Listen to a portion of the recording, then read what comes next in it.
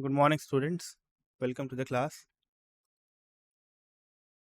So we'll begin the class shortly. Uh, Today we will be going to do the PYQs of the chapter Atomic Structure. Yeah, good morning, Badri.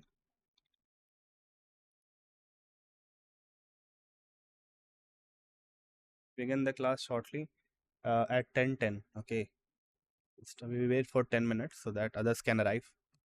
At 10:10 we'll start our class. So meanwhile, if you have any problem or if you have any confusion, you can just ask me in the chat section.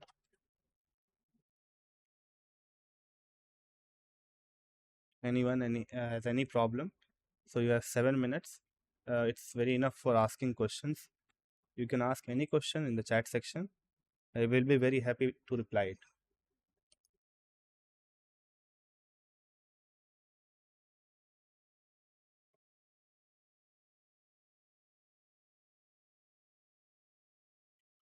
So, how many of you have attempted the DPP?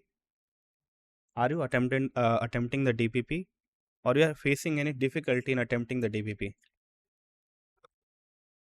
Yes, Deepika, Raja, Sangvi, Varsha, Indumati, Badri. All of you are attempting the DPP.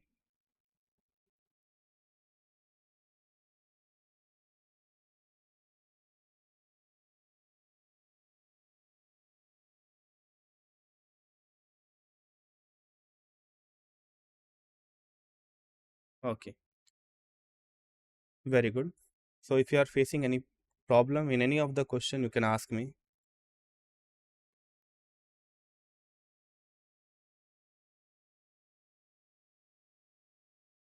We will begin the class shortly at 10:10. If you have any problems, you can ask it to me regarding to any other concept or regarding preparation. You can just write it in the comment section.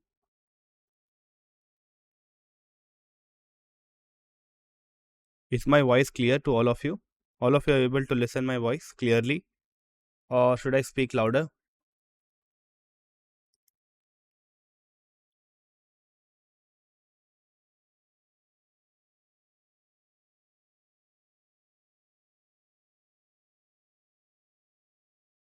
Okay.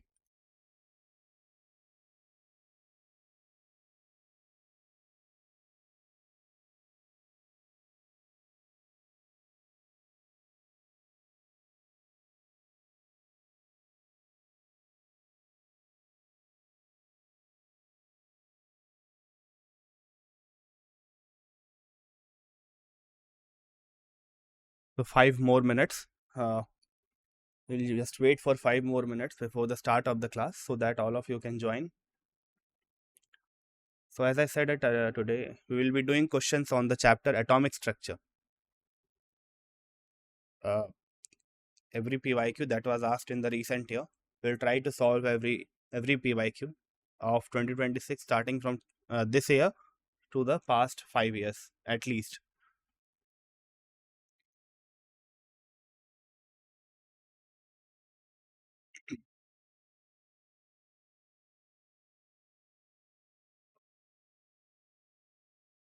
So any suggestions you have to improve the class, something which we can do to improve the quality of the class, anything else you want apart from the PYQs as an aid or as an help?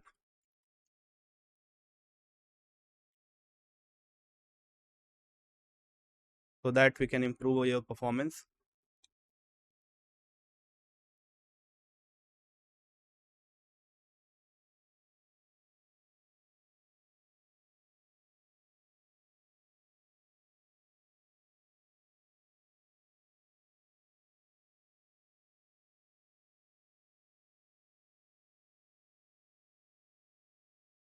So I'm just showing you the first question.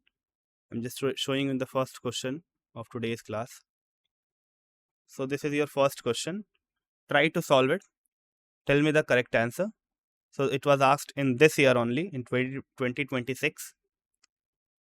You have to simply see that which of the given orbital is matching with the description of N and L? It's a very simple one.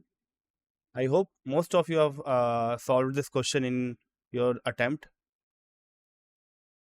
Yes, try to solve this question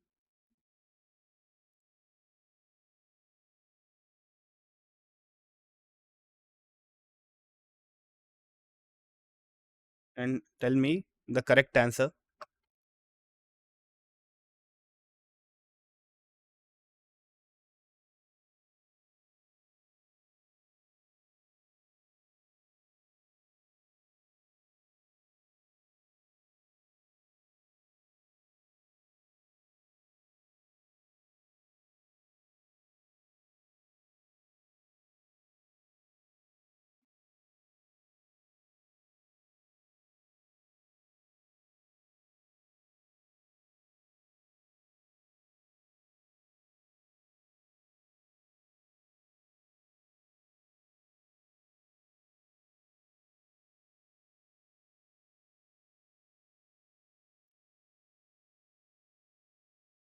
So, did you get the answer for this question? Did you get the answer for this question? Anyone? What will be the correct answer?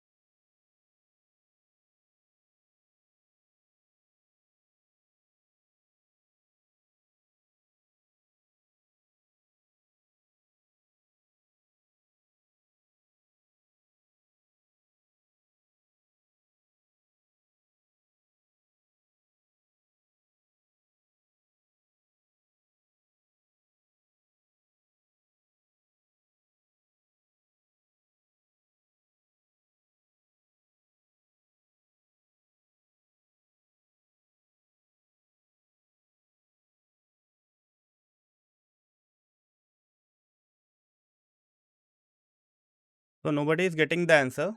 Is it tough? Nobody is getting the answer for this question.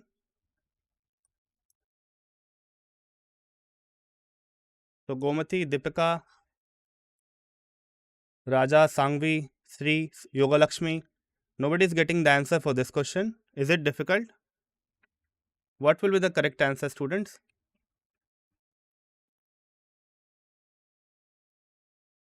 Anyone who got the answer for this question, please reply it in the comment section. Okay, option B. Sangvi is telling option B. Gomati, option B. Anyone else? Shri, Raja, what will be the correct answer? Yoga Lakshmi, answer B option. Badri, what will be the correct answer? Varsha,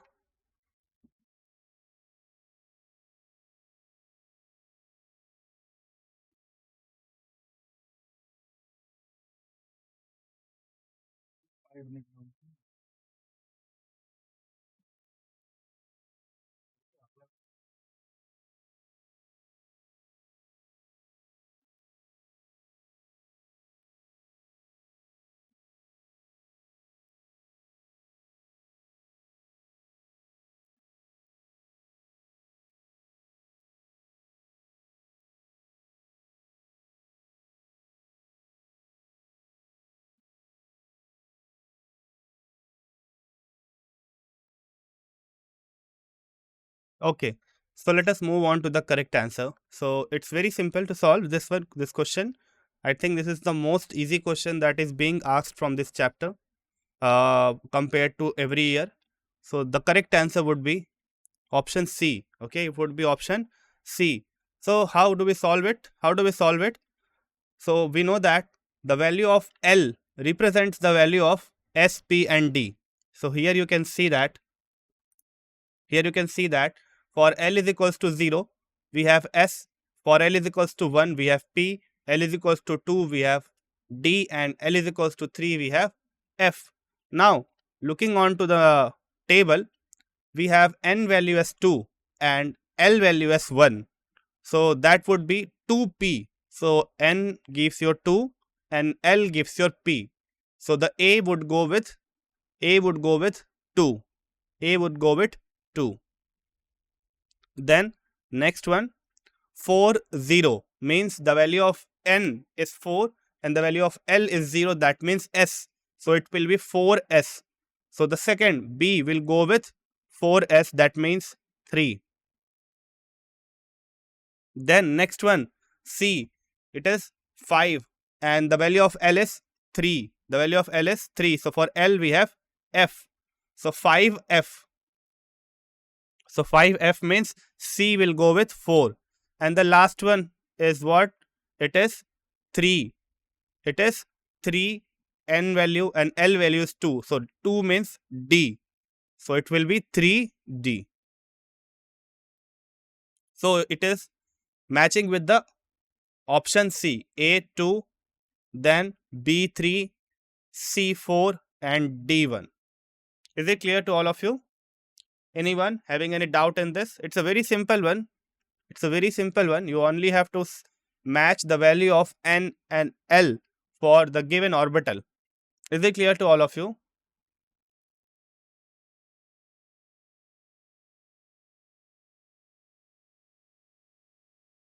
Anyone is having any doubt? So Varsha, Yoganandani, any doubt in this? Gomati, Deepika, Piyush, is it clear to you?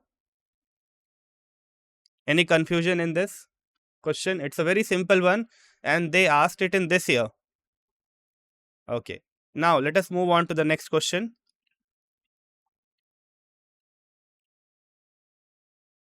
So this was a difficult one. This was a bit difficult one. So here they are asking about that we have a bulb whose rating is 150 watt.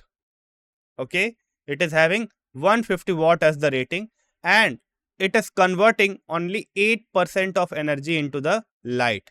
Now, if the energy of one photon is 4.42 into 10 to the power minus 19 joule, how many photons are emitted by the bulb per second? So this one was a good one.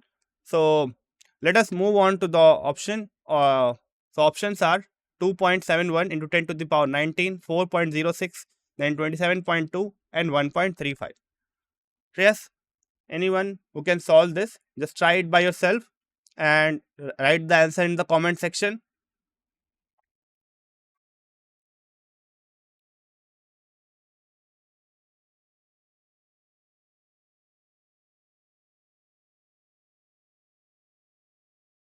Again, this was asked in NEET 2026 in this year, and this was a bit difficult because you have to first of all calculate the total energy here from the given power. Then you have to take only 8% of that, and then you have to equate that energy with the energy of the photon to calculate the number of photons. Okay, let us see what is the correct answer. So the correct answer would be option A. Yes, Badri, it is option A, 2.71 into 10 to the power 19. So we'll try to solve it by looking at the information one by one. So don't get disturbed. It's a very simple one. How?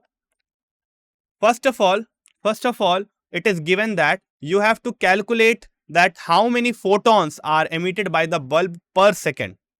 Okay. So first of all, we will calculate the energy that is emitted by the bulb per second.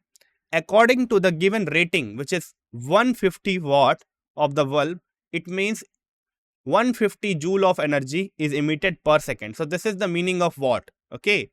If a bulb is having a power of 50 watt, it means that it is emitting an energy of 15 joule per second, 50 joule per second.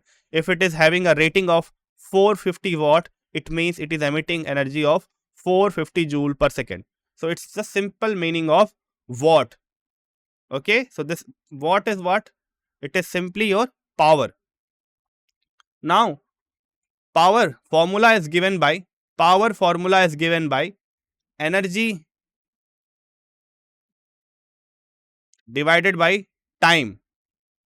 Okay, so energy, if you have to calculate the energy, here we are interested in calculating energy. To calculate energy, we will simply multiply power with time. If you cross multiply this, we'll have power with time. So that would be 150 watt into 1 second, because we have to calculate the energy emitted for 1 second. It is written as per second, so we'll multiply it with 1 second. Therefore, energy which is emitted is 150 joule. Now, out of this 150 joule, only 8% is converted into light. Since we have to calculate the photon, therefore we are interested in the light that is emitted, okay, and not the energy, because photon is related to light only and not energy. Okay, means it is related to energy and light both, but there should be light. Got it? Now we will calculate that how much of 150 joule is 8%. So we'll just use our simple mathematics. 8% of 150, so it is simply 8% of 150. So that would be 8 by 100 into 150. So with the help of this, we can calculate that how much energy is emitted as light. How much energy is emitted as light. If you calculate this, so this will be cancelled out and you will get it as 12 joule. Now, next what we have to do, we have to calculate the energy of, complete energy. So that we have calculated already. Our next thing is to calculate the number of photons. So this is the final call. How many photons are emitted? How we'll do it?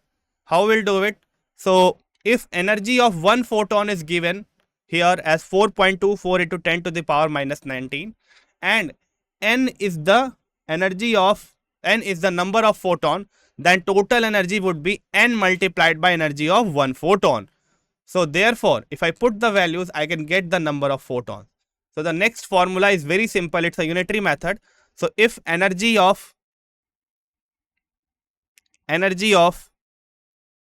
one photon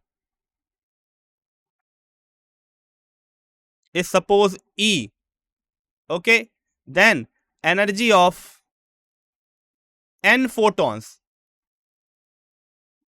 would be n into E. So they have used that same thing. So and total energy is given and energy of one photon is given. We can calculate the number of photons from here. So if I divide this, I will get it as 2.715 into 10 to the power 19. So this is your photons which is released per second. Is it clear to all of you?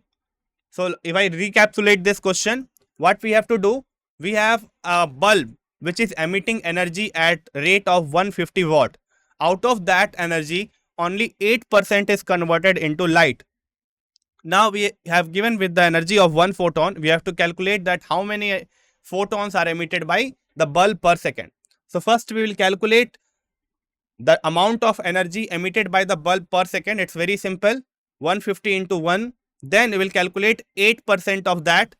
And now we will calculate the number of photons, which is you given by using the unitary method. E is equals to n into energy of one photon. So n will be 2.715 into 10 to the power 19.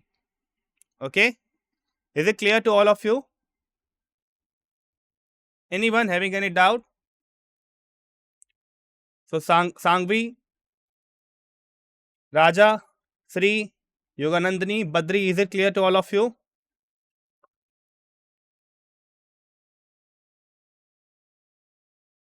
Now moving on to the next question. Okay, thank you. Moving on to the next question. Here we have the energy and radius. We have to calculate the energy of the first orbit of helium plus and the radius of the first orbit of lithium 2 plus. So two things you have to calculate. for both of them. Energy of helium plus and radius of helium plus for the first orbit. Similarly, energy of lithium 2 plus and radius of the first orbit of lithium 2 plus. So 4 options are given here, so don't get confused. So this is your first option. So I am just marking it where the first option is ending, because it may confuse you, because this is the first option, then this is your second option, then we have this third option, and then we have the last option. Okay, 4 options are given here. You have to calculate first of all the energy of the helium plus for the first orbit and the radius of the helium plus for the first orbit. Then you have to calculate energy of the lithium 2 plus for the first orbit and the radius of the lithium 2 plus for the first orbit. So total 4 values you have to calculate. Try this question by yourself. Tell me what will be the correct answer. So many of you are having the morning very late, I guess.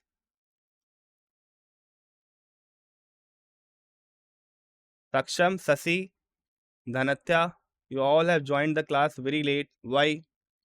Why is it so? So try to solve this question.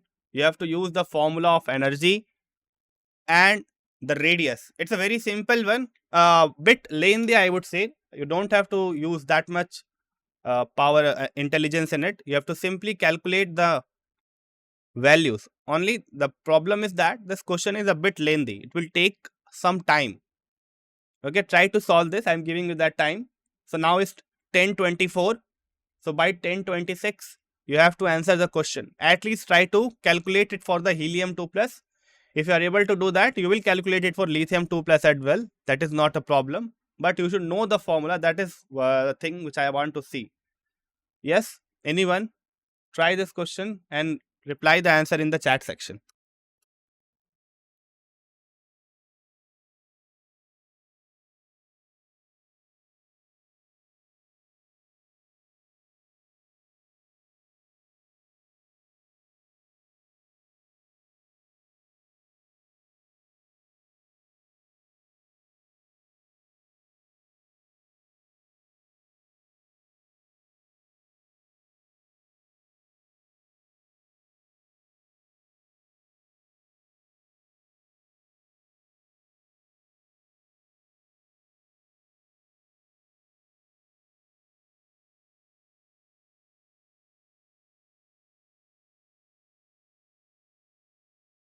So we have an answer here from Badri. It is answer C. Let us check, Badri, if it is correct or not. Okay, so Sangvi is also telling Saksham C. Saksham is telling A. Indumati is telling C is the answer. Yoganandani is telling A is the answer. Okay. So 1 more minute we have. Sasi, C. 1 more minute we have. So those who have not answered the question, try this question. It's very simple one. At least try to find it out for the lithium 2 plus or the helium 2 plus. Then you can do it for the other as well. The only thing which you need here is the formula. Everything else is mentioned here. RH value is given.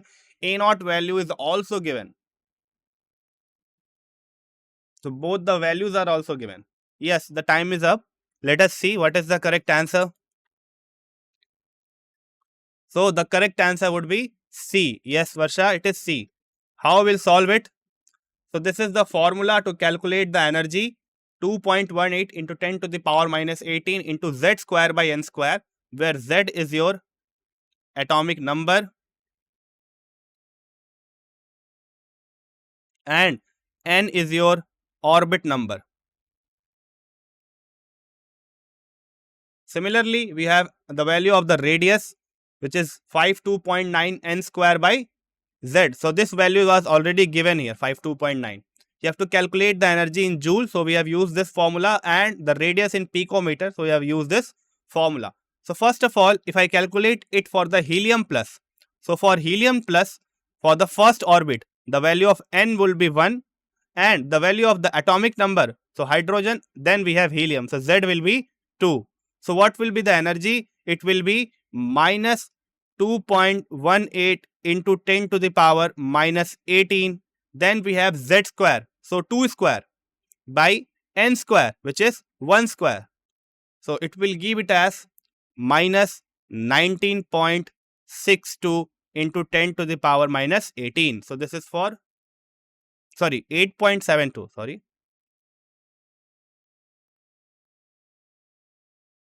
8.72 into 10 to the power minus 18. So 4 8s are 32, 2 carry, 4 1s are 437, 4 2s are 8. Yeah.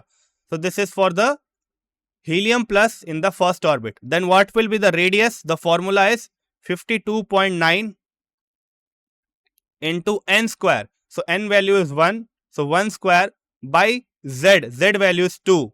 So what it will give us? It will give us 2 2s are 4, 2 6 are 12. Then what we have? 2 4s are 8, 2 9s are 18. So it will be approximately 26.4 picometer. Then next you can calculate similarly for a lithium 2 plus radius and energy. So for lithium 2 plus n will be same, because for both of them we have to calculate it for the first orbit. Only the z value will change. So z value will be how much? For lithium, what value will take for z? Anyone? What is the value that we will take for z here for the lithium 2 plus?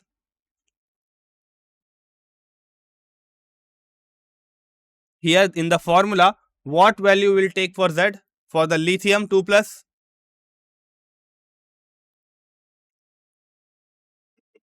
Yes, Gomati, Varsha, what is the value that we will take for z here? Sasi, Saksham, Sangvi, what is the value of z that we will take here for lithium? Yes, we will take 3. So I want answers quickly, students, okay? Then next one, yes, we will take it as 3. Now the next question, this was asked in 2024. You are given with the energy of 1 electron. It is for the helium plus, and for n is equals to 1, the value is minus x joule. Now you have to calculate the electron's energy for the beryllium 3 plus, and the value of n is taken as 2. The value of n is taken as 2. So how will solve it this question? How will solve this question? It's very simple one. First you will calculate the energy for the helium plus for n is equals to 1 and let be as minus x, and then next you have to calculate the energy for beryllium 3 plus for n is equals to 2 and put the value of x there. So I'm giving you some time to solve it. Try to solve it and tell me the correct answer.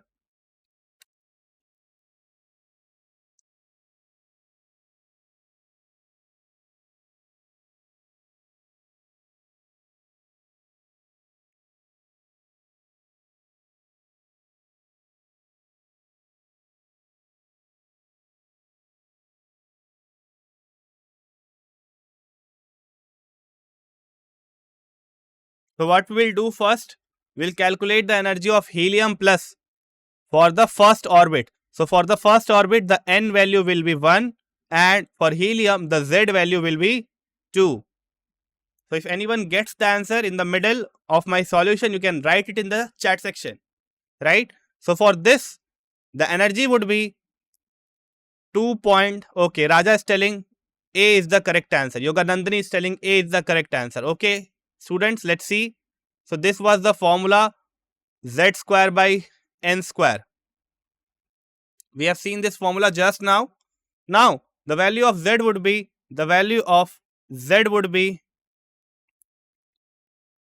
2. So that would be 4 divided by 1 square. Okay, so this is the thing that we are getting. Now, for the next case, we have beryllium and the n value is 2. Okay, A is coming as the answer. Let us just clarify that it is correct or not. So here the energy would be minus. So for beryllium it would be 4. So this value would be, Z value would be 4. So this would give us minus 2.18 into 10 to the power minus 18. Then Z square. So Z square means 4 square, 4 written 2 times, divided by n square, which is 2 written 2 times. So this and this will be cancelled. Both will have the same value, which is 2.18 into 10 to the power minus 18 into 4. Here also 2.18 into 10 to the power minus 18 into 4. So if this is minus x, so this will be also minus x. Correct answer would be A. Yes, very good students. So A will be the correct answer. Moving on to the next question. Again, a simple one. You have to simply write that what given quantum numbers are representing. So you have to match them from list 1 to list 2. So what is ml here? For which quantum number this ml is used? Whose representation is given by the term ml?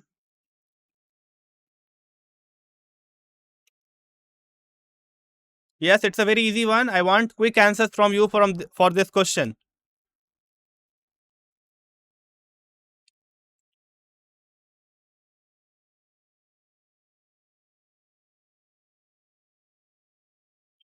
What does ml represent? What does ms represent? What does l represent? And what does n represent? Anyone who is getting the correct answer? Yes. Sangvi is telling C. Sasi is telling C is the correct answer. Raja is telling C is the correct answer. Yoganandani, C. Okay. Yes. Badri, Indumati, what will be the correct answer? Shri, Raja, Deepika. So Deepika, Selvi. Selvi, why were you absent? Why were you absent from so many days? Any specific reason?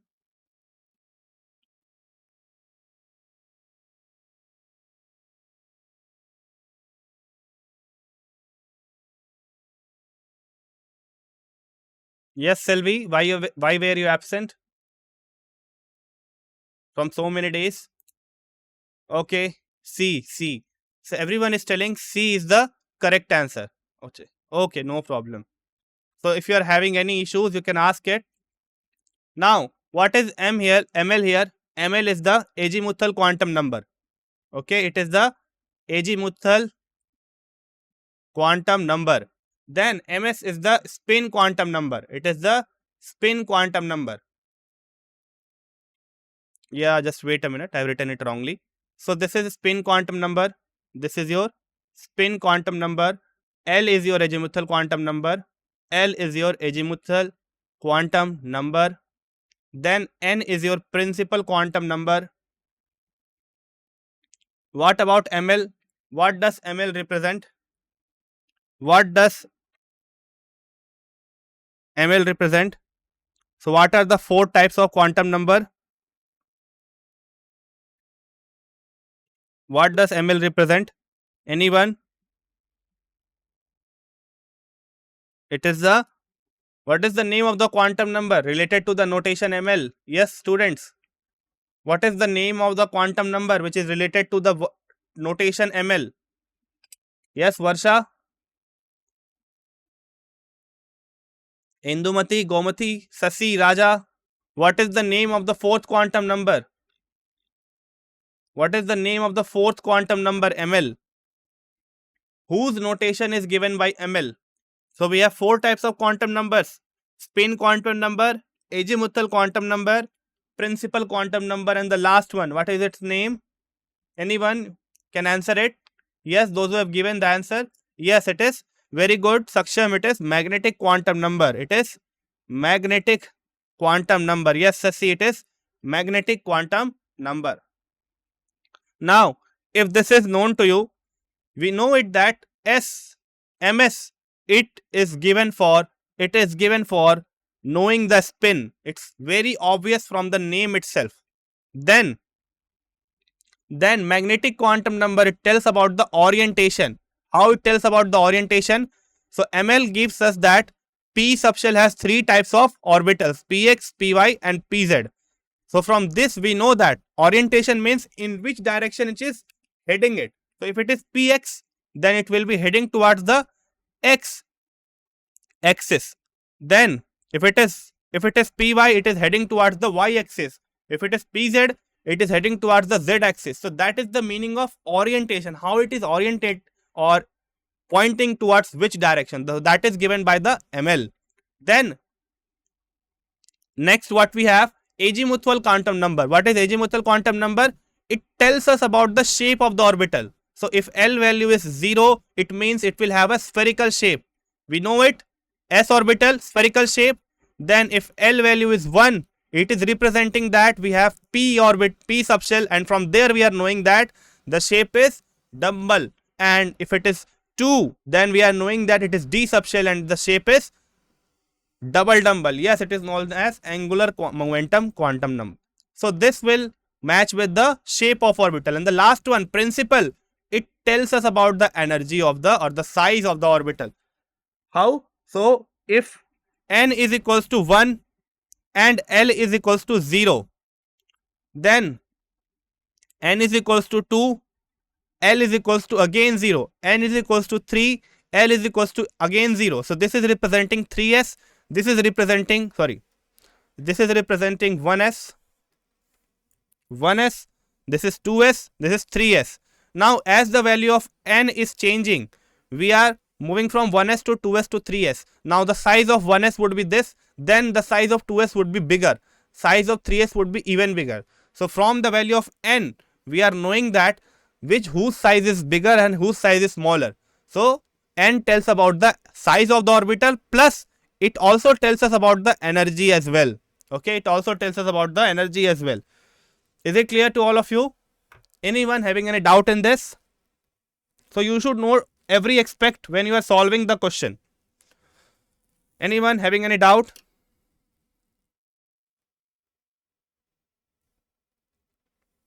Shall we move forward now, students?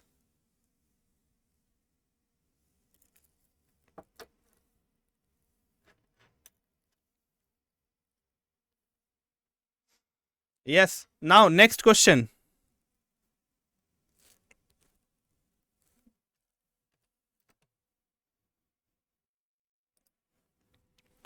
Now this was asked in the 2024 re-examination. Re-examination question it is from 2024. The Balmer spectral line for hydrogen atom with the lowest energy. Now this one is a good one. They have asked it from the Balmer series and they are interested only in the lowest energy which is possible, where RH is the Rydberg constant. Next one, the temperature of the black body increases the maxima of the curve. The maxima of the curve, it shifts to a shorter wavelength. Now this is a statemental type question, a very conceptual one I would say. You have to first of all see that the Balmer series, in the Balmer series, what is the final state and which initial state you will take so that energy should be the minimum. Okay, so the value of the final state is defined already because they are telling about the Balmer series, and you have to tell about the initial state that you will take so that the energy gap shall be minimum. It should have the lowest energy. Yes, students, try this question by yourself. Try this question by yourself.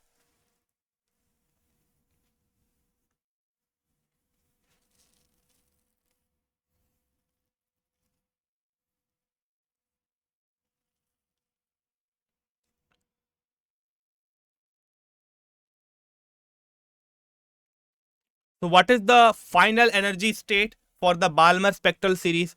To which orbit your Balmer series is related to? So you have a series name Lehman, Balmer, Paskin, Brackett and Pfund. So each of them is related to one orbit. Each of them is related to one orbit. Okay, my voice is not clear. So everyone is facing the same issue. Everyone is facing the same issue, or is it clear to all of you?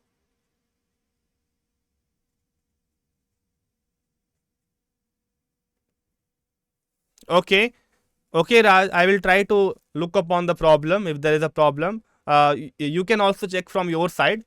If it is, just unplug and plug the headset or the earphone that you are using. I will also try to do some settings so that I can improve the quality of the sound. Yes. Okay.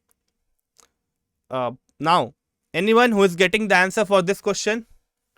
Anyone who is getting the answer for this question? Okay, Sasi has got the answer. He's it's telling option C. Indumati is telling option C. Okay, let us see, students. What is correct? Sangvi is telling option C. So C means both statements are true. Both statements are true. Can you tell me that what is the final line? What is the final orbit number to which the Balmer series is related? Means to which spectral line your Balmer series is related to. Like your lemon, in your lemon, you take the final NF as 1. What do we take it for the Balmer? What do we take it for the Balmer?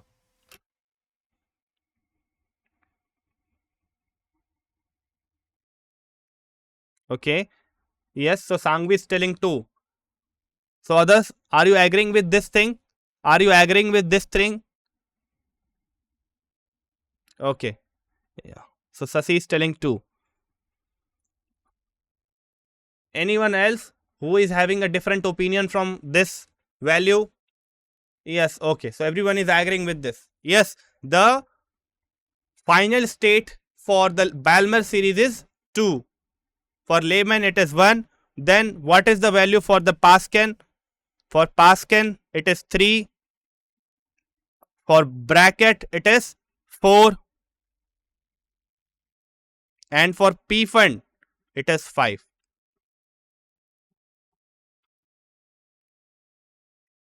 Okay. Now what will be the lowest energy possible?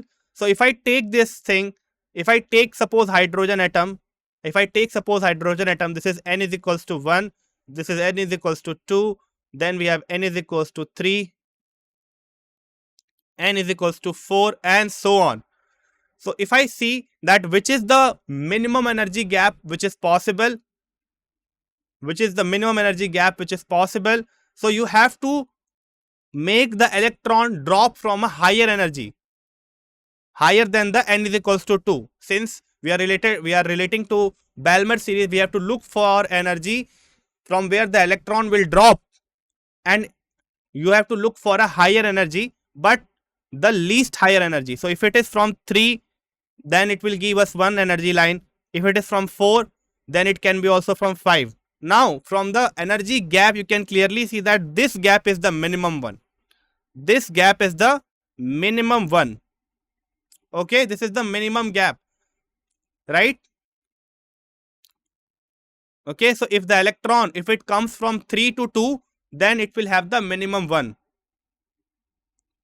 Now, if this is the case, we can calculate the energy from here. So it will be RH. It will be RH 1 by 2 minus 1 by 3. Both will have a square. With a negative sign. Sorry, not with a negative sign. Yes. So here if I calculate the value, RH will be 1 by 4 minus 1 by 9. So that would be 9 minus 4, 5. So RH into 5 by 36. RH into 5 by 36. So this is your correct value. If I am calculating it for the 1 by lambda, since it is given in centimeter inverse, I will calculate 1 by lambda. So that would be centimeter inverse. Is it clear to all of you? How do we get this 5 by 36? It's very simple, right? Anyone having any doubt? So those who are not able to solve it, please answer me. All of you are getting the solution. Is it clear to all of you? Yes, anyone having any doubt, they can ask me.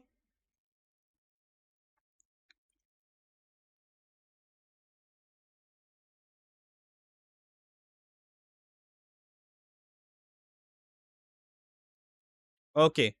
Yeah. So let us move on to the next question, next statement. For the next statement, let me show you a graph. So this is the graph that will help you to answer the next question.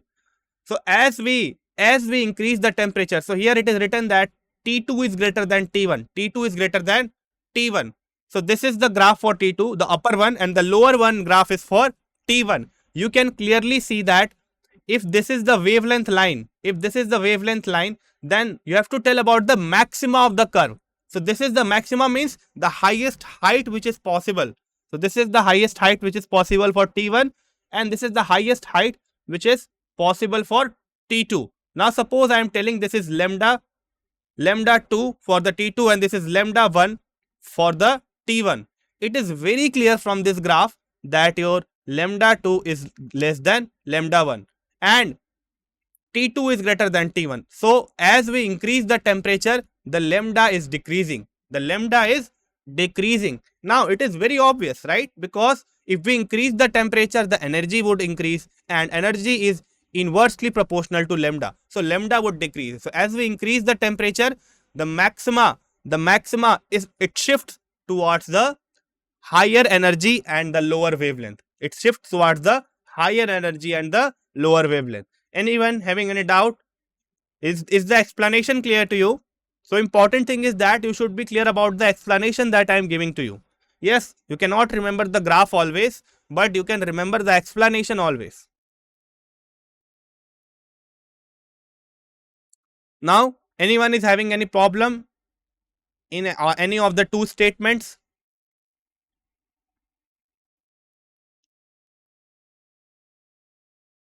Shall we move on to the next question?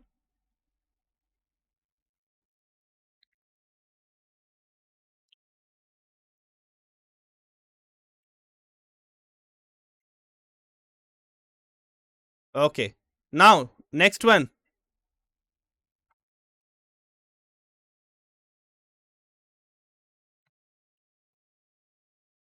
So here is a very easy question. You are given with the 5 statements, and 5 statements are very easy. You have to simply tell that which of the given statements are correct.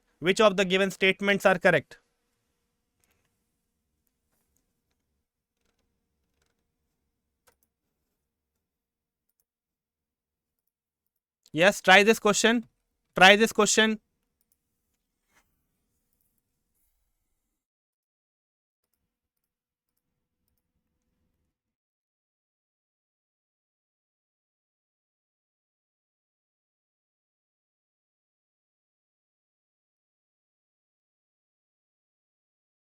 Anyone who gets the answer, they can just tell it to me.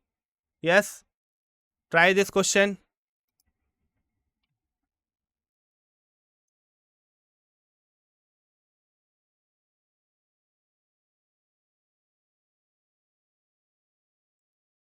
So it's a very easy question. Very simple statements are given.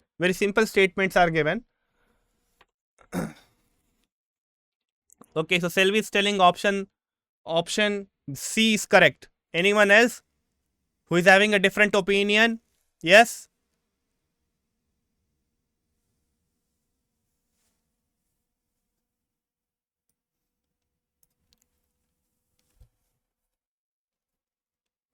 Okay, so Sangvi is also telling option C is correct.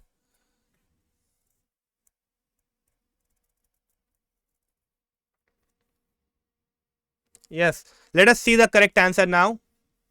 So, atoms of all elements are composed of 2 fundamental particles. This is not correct. What is the total number of fundamental particles in an atom? What is the total number of? Yes, it is 3: electrons, protons and neutrons. Then the mass of one electron is 9.1 into 10 to the power minus 31. Yes, it is correct. Then all the isotopes of a given element show same chemical properties. Yes, they show the same chemical properties, because chemical properties means how do they react? Okay, chemical properties means how do they react, and reaction depends upon the number of electrons, because in reaction the number of the electrons are involved, transfer of electrons take place. And for isotopes, number of electron is same,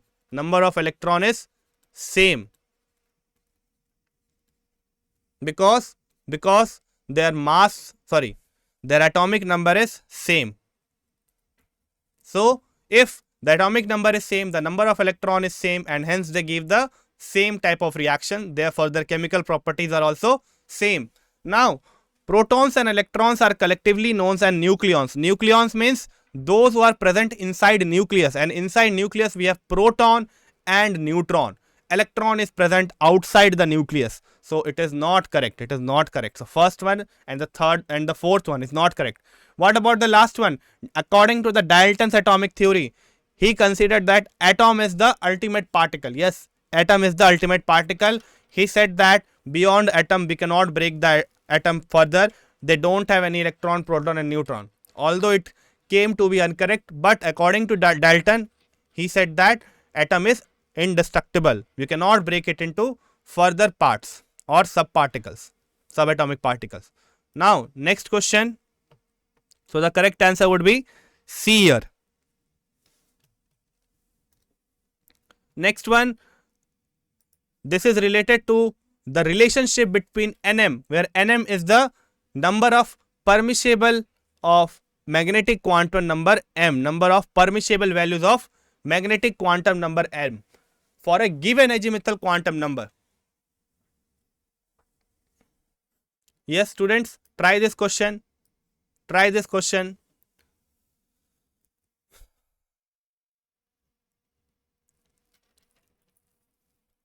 So for a given value of L, what is the permissible values of m, which is magnetic quantum number here?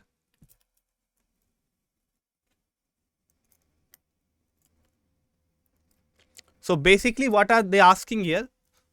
The question is somewhat tricky to understand. Maybe it can find you can find it difficult. So here they are telling, suppose we are taking P. Suppose we are taking the value of L as 1. So it would be P. Then for P, how many possible orientations are there? So it would be Px, Py, Pz. This is the formula.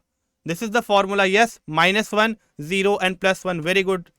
Similarly, if I take L value as 2, then D would have dxy, dyz, dx square minus y square, x square minus y square, dxz and dz square. So 5 values are possible, 5 orientations are possible. Now they are asking that how do we calculate from the value of L the number of orientations? Yes, anyone? So Sasi is telling option A. Yes, it is right. Option A is right. So if I take this formula 2 into Nm plus 1, D is correct, not A is correct. A is not correct. D is correct. So L would be what? Nm minus 1 plus 2. So if I take the value of L, suppose I take the value of Nm as 3, then what will the value of L that I will get? So 3 minus 1 by 2. So that is 1. Yes, L value is corrected from there. So if I rearrange this equation and write it for Nm, then what I will get? 2 into L plus 1. So this is the formula that you all know. So they have played a dirty trick here. They have just reverted the formula. Rather than writing it as Nm is equals to 2L plus 1, they have written it as L is equals to Nm minus 1 by 2. And they have also put a wrong formula, which is L is equals to 2Nm plus 1. You can verify it here, okay? You can verify it simply. So if I want to find the value of Nm, so that would be according to the A option, it would be L minus 1 by 2. So how much I will get? 1 minus 1 by 2. So that is 0. Means zeros are possible. No, it is not correct, right? It is not correct at all. So this is the formula. They have just played it. Rather than writing it for Nm, they have written it for L. You can just rearrange this and get your known formula which is there in your mind. Is it clear to all of you? Is it clear to all of you? You got my point? Anyone having any doubt?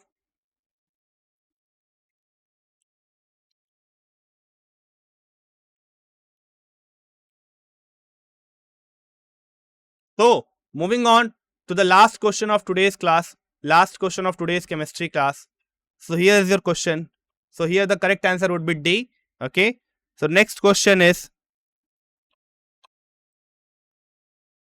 you have to find the incorrect set of quantum numbers from the following. Incorrect set. Okay. Incorrect set of quantum numbers means the value which is not possible. Try this question.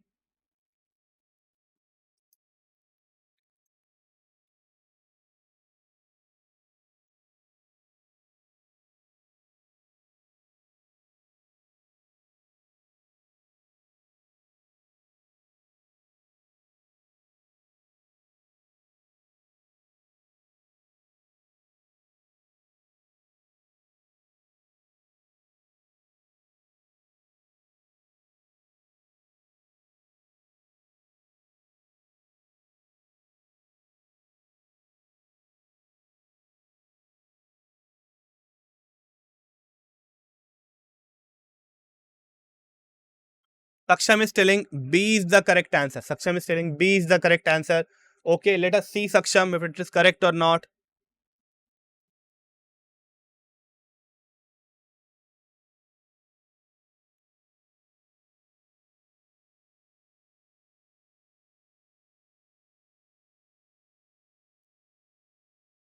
So this all are not 1. These are all L. So if you are getting confused, sorry for that. This is L. Okay, this is L. Your azimuthal quantum number L. Anyone else who got the answer? Okay, Sasi is telling B is the correct answer. Let us see Sasi if it is correct or not.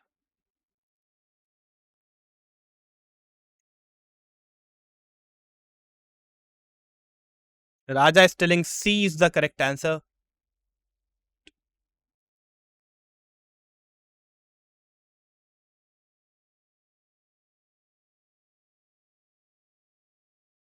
So the correct answer would be option B. Okay, the correct answer would be option B. How? Because for the value of 2, there are 5 orientations which are possible. So 0 is missing from here. 0 is missing from here. Okay. So the correct answer would be B. The correct answer would be B. Is it clear to all of you? Is it clear to all of you? So I am giving you this last question as a homework. I am giving you this last question as a homework. You can take the screenshot. Your physics class will start shortly. Okay, so thank you for joining the class. You can take the screenshot and try to solve it.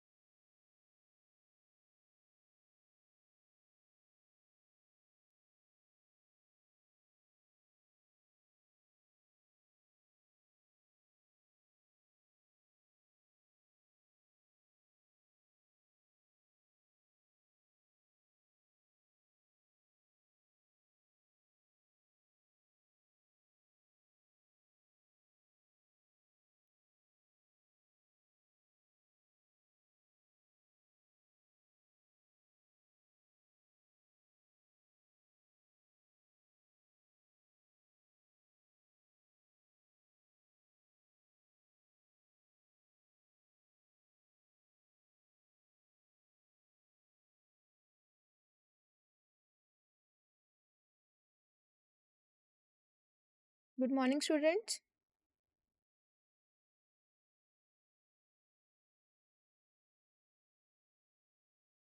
Good morning, students.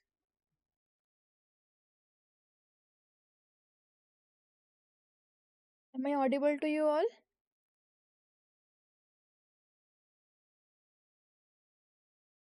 Am I audible? Okay. So today we will solve previous year questions on from chapter thermodynamics, heat transfer and thermal properties of matter. Okay, so let's start with first question. A flask contains argon and chlorine in the ratio 2:1 by mass. The temperature of the mixture is 27 degrees Celsius and you have to tell the ratio of root mean square speed of the molecules of the two gases argon and chlorine. So you are given with the atomic mass of argon 40 mu and molecular mass of chlorine is 70. So try it by yourself first. You are given with the 4 options. You have to solve first and write the correct answer. So tell me the correct answer. Solve. Try to solve it.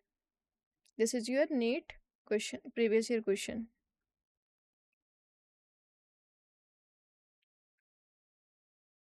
Tell me the answer, correct answer.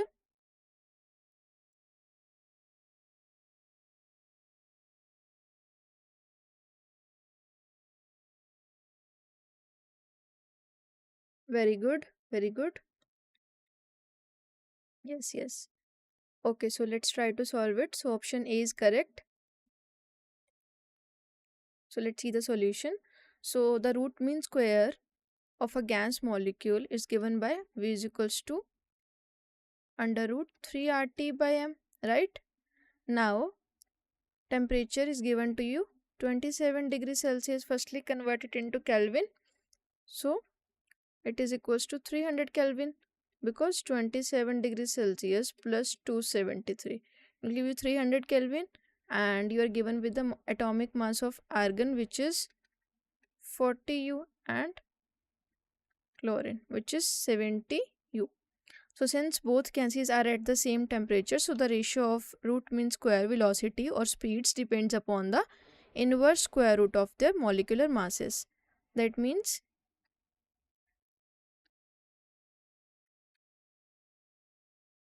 right? Because you can see that root mean square speed is inversely proportional to, right?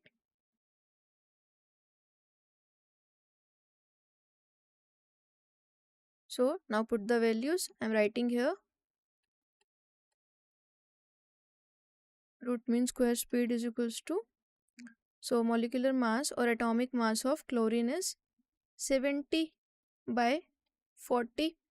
Then you will get under root 7 by 2 is your correct answer. Is this clear to you all? Is this clear to you all?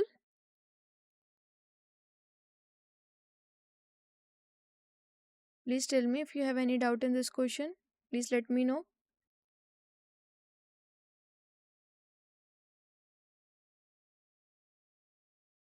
Students, please respond if you have any doubt or clear. Okay, thank you. So let's proceed further. So the second question is, an electric heater supplies heat to a system at a rate of 100 watt. If the system performs work at the rate of 75 joule per second, then at which rate the internal energy increases with? So this is the question from your thermodynamics chapter. You are given with 4 options. So solve it. Tell me the try to yourself, try it by yourself, try to solve it, and then let me know the answer.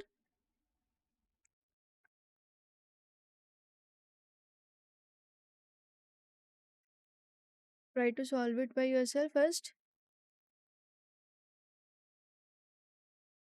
Which option is correct?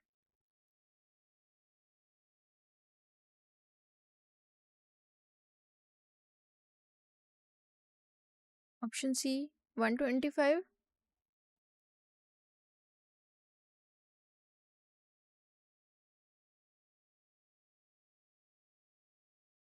Okay, let's see the answer. So option D is correct.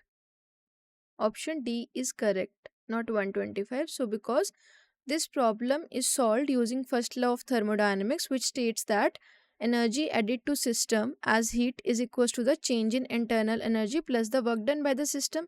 So that means dq by dt is equals to du by dt plus dw by dt, or we can say that using first law of thermodynamics, q is equals to delta u plus. So that means after putting the value, so it is given to you, electric heater supplies heat to a system at the rate. Rate means it is with respect to time. Always whenever given with the rate, it means always it will be with respect to time. So that means, so you can identify it, heat. Heat represents Q. So that means rate is dq by dt. So you are given with the 100 watt. Okay. So you have to find out the rate at which the internal energy increases, means you have to find out du by dt is what. Okay. So statement is clear. So that means, and if the system performs work at which rate, rate is also given to you, means dw by dt is given to you. So d delta u by dt plus 75. So 100 minus 75 is what?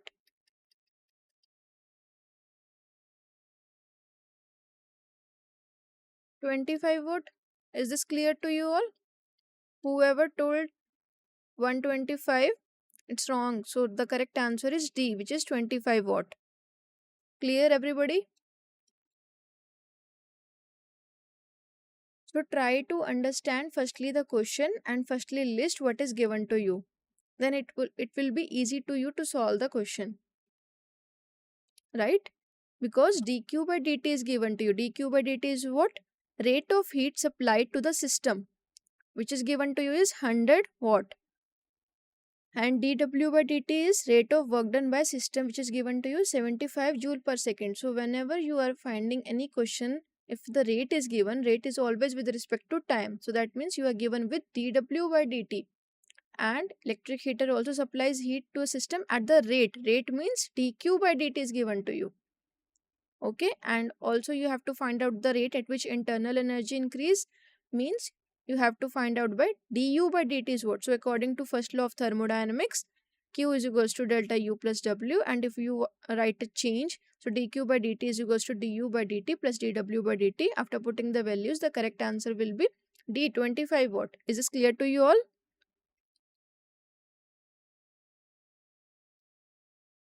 Whoever told the 125 option, so the correct option is D. Is this clear to you? Where you did mistake?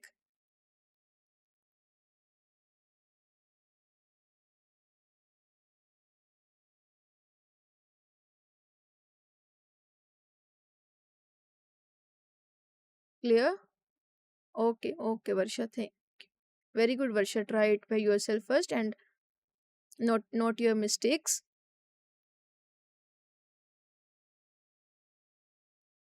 So let's see the third question. An oxygen cylinder of volume 30 liter has 18.20 moles of oxygen. After some oxygen is withdrawn, so after some time some oxygen is withdrawn from the cylinder, then its gauge pressure drops to 11 atm at temperature 27 degrees Celsius. The mass of oxygen withdrawn from the cylinder is nearly equal to, so you have to tell the mass of oxygen withdrawn from the cylinder is nearly equal to, you are given with the four options and you are given with the Gauss constant value, molecular mass of oxygen is given to you, and 1 atm pressure is given to you. So the goal is to find the mass of the oxygen withdrawn from the cylinder. So we can determine this by calculating the number of moles remaining in the cylinder and then converting the difference in moles to masses. So right, so firstly we will list. So try it by yourself first. Let me know the answer. Varsha, try it.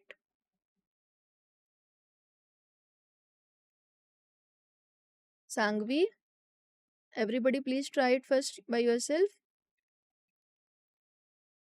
So how you will determine this? So you will firstly calculate the number of moles which is remaining in the cylinder and then converting the difference in the moles to mass.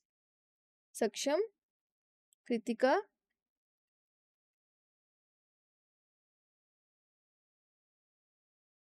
everybody try it by yourself first, then I will solve it.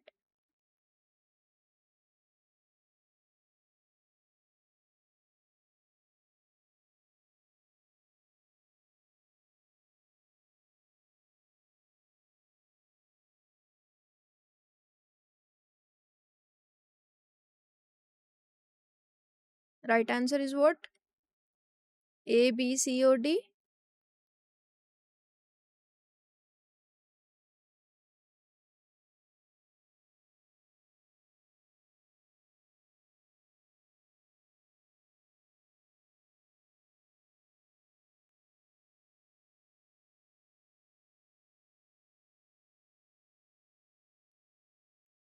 No idea?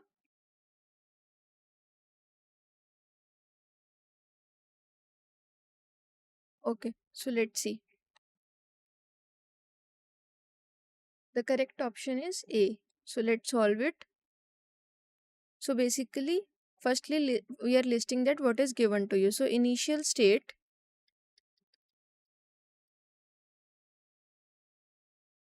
means N1. Initial moles,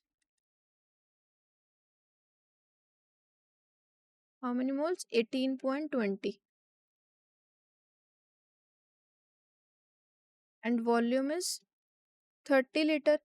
So firstly convert it into meter cube. 30 into 10 to the power minus 3 meter cube, right?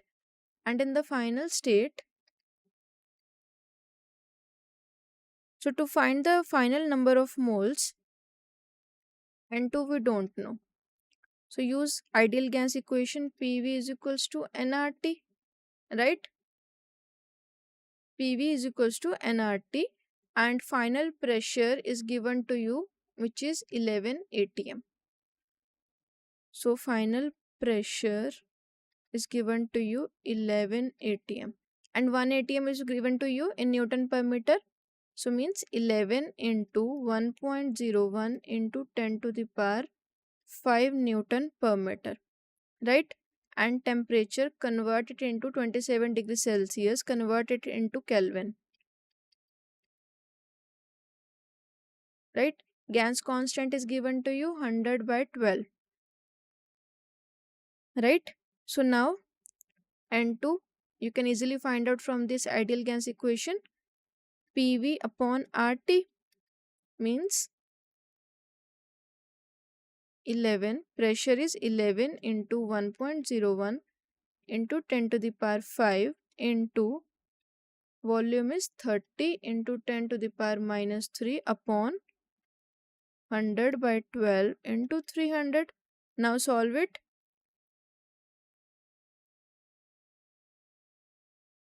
Solve it. So here after solving you will get around, so here it will be 11 not 12. Okay, correct it, because you are given with 11 atm pressure, right? 11 into 1.01 into 10 to the power 5 into 30 into 10 to the power minus 3 upon 100 by 12 into 300. Okay, so after simplifying, here it is not 12, it is 11. So after solving it, you will get approximately 13.32 moles. Now you have find out the moles. Now to convert it into mass, so firstly you have to find out the mass withdrawn. So to firstly find the number of moles withdrawn, so 18.20 is the initial number of moles, and the final number of moles we just have find out is 13.32, not because 14.54 came from, if we take it here 12, but here actually it is 11 atm. So 13.32, so this will come out to be 4.868 moles. Now you are given, you have find out the number of moles withdrawn. Now to convert the moles withdrawn to mass using the molecular mass of oxygen. So firstly you have to multiply it into with the molecular mass. So you will find out that 4.868, here also correct it, 4 point, I am writing here 4.868 into 32. 32 here is, this is in gram. So firstly you have to convert it into kilogram. So 32 upon 1000 means 0.032, right? Clear everybody? Please respond if you have any doubt in any step. So you will find out that 155 kg. Okay? Clear?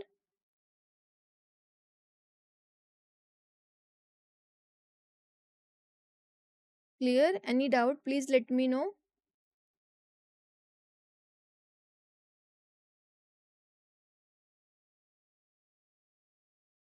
Varsha, clear? Sangvi, clear?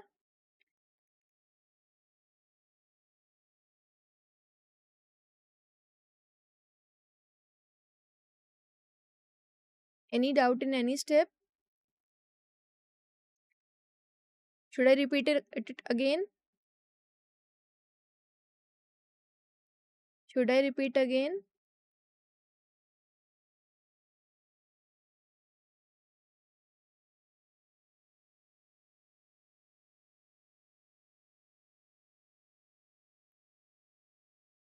Please respond if you want me to repeat this question. Clear?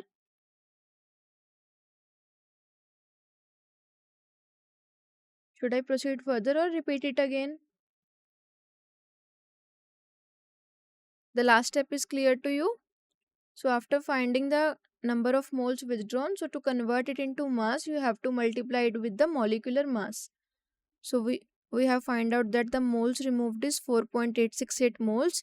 So to convert the moles to mass, so we have to multiply it with the molecular mass. So molecular mass should be in kg.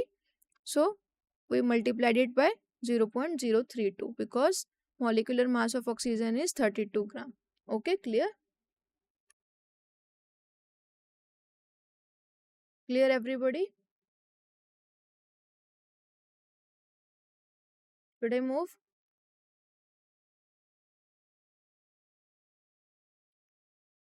Okay. Now let's see the fourth question. Two gases A and B are filled at the same pressure in separate cylinders with movable pistons of radius RA and RB respectively. Now on supplying an equal amount of heat to both the systems reversibly. So this is the question from thermodynamics chapter and under constant pressure. The pistons of gas A and B are displaced by 16 cm and 9 cm respectively.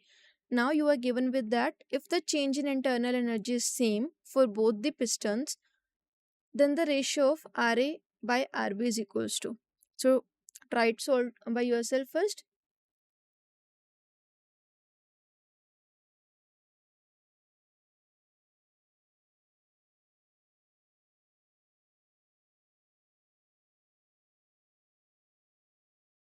Let me know the answer. Try it by yourself first.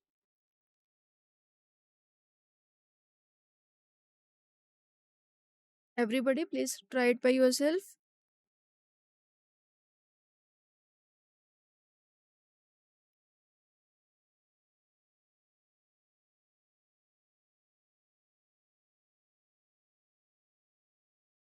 Which option do you think is correct?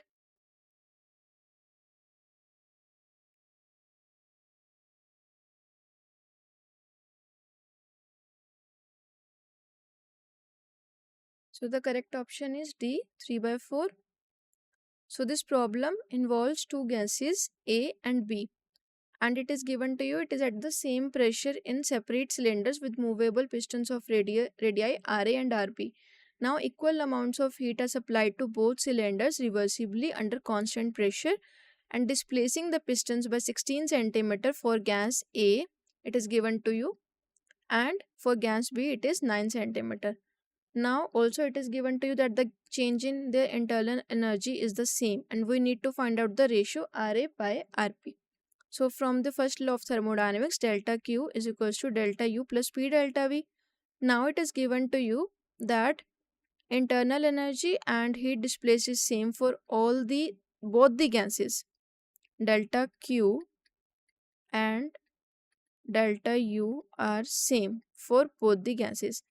So if delta Q and delta U are same for both the gases, their work done is also equal, means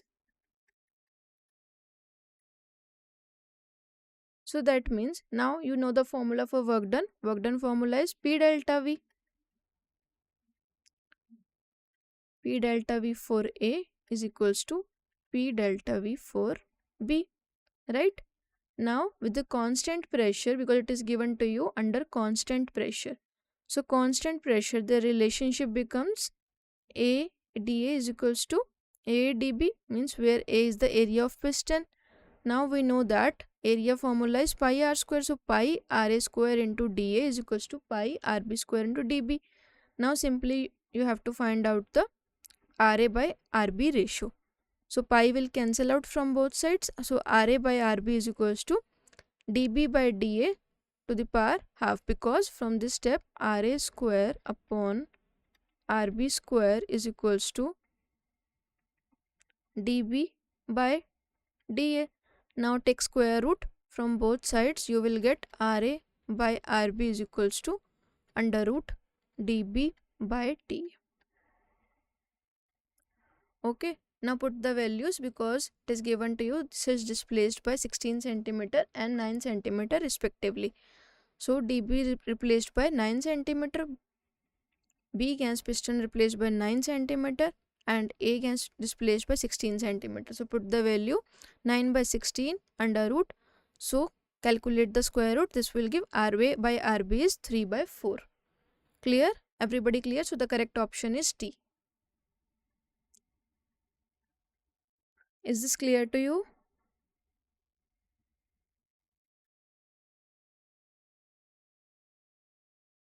This is how you will solve the question. Is this clear to you all? Okay. Sangvi, everybody please respond. Saksham, Kritika.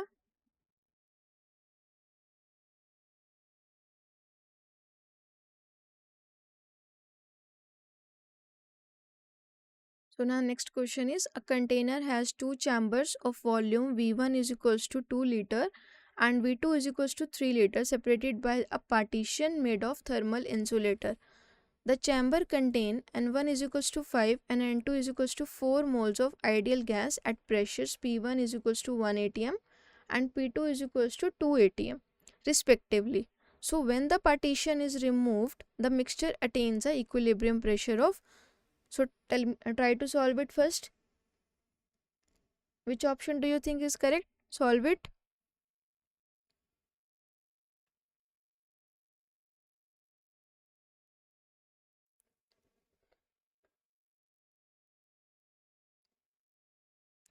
Varsha, Kritika, which option do you think is correct?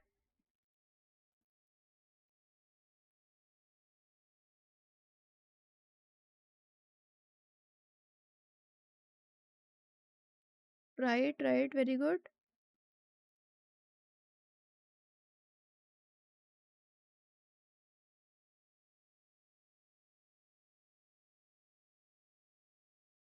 Any idea how to solve?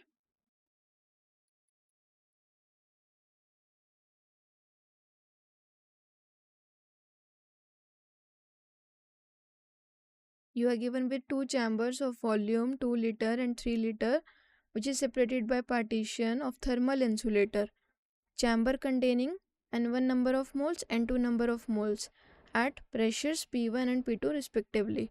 So when the partition is removed, the mixture attains a equilibrium pressure of,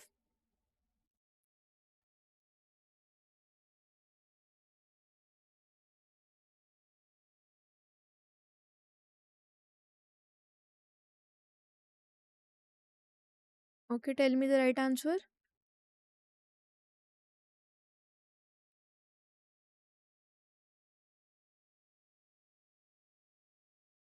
Any idea?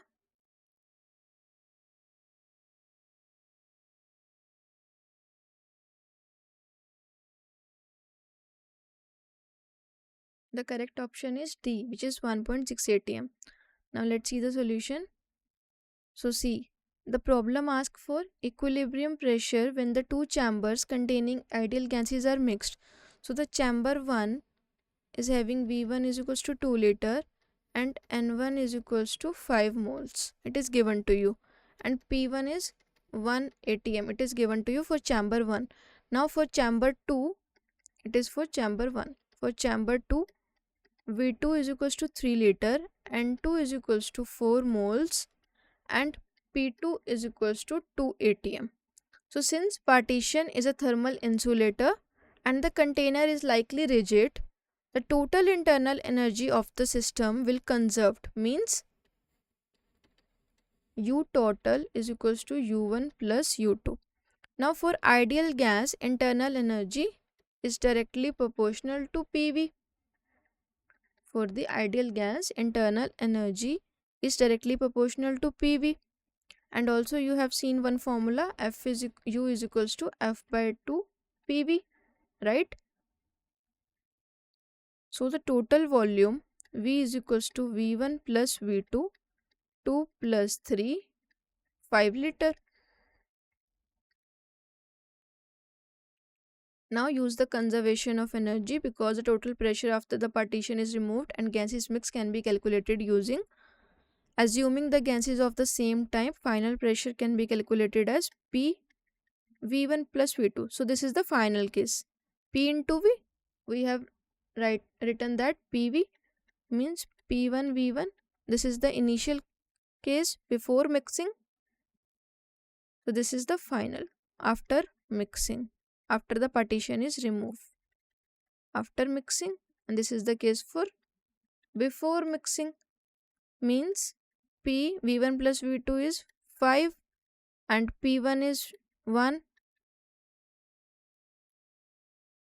So after solving this, you will get 5P is equals to 2 plus 6 means 8. 5P is equals to 8. Then you will get P is 1.6 atm. So the correct option is T.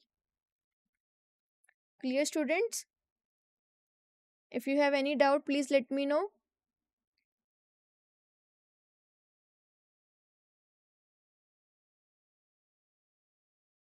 Clear, everybody? Sangvi, Varsha, Deepika, Kritika, Saksham.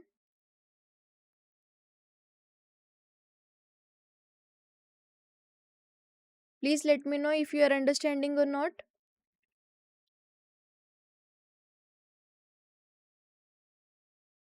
Okay. So let's see the next question. Three identical heat conducting rods are connected in series as you can see in the figure. The rods on the sides have thermal conductivity 2K and in the middle has a conductivity of K. Left end of the combination is maintained at a temperature 3T and right end at T. This question is important, so try to understand this and solve it by yourself first. The rods are thermally insulated from outside. In steady state, temperature at the left junction is T1 and the right junction is T2. So the ratio of T1 by T2 is, so you have to tell that. Firstly, try it by yourself, then I will solve it. This question is important. You will find these type of questions in your exam for sure.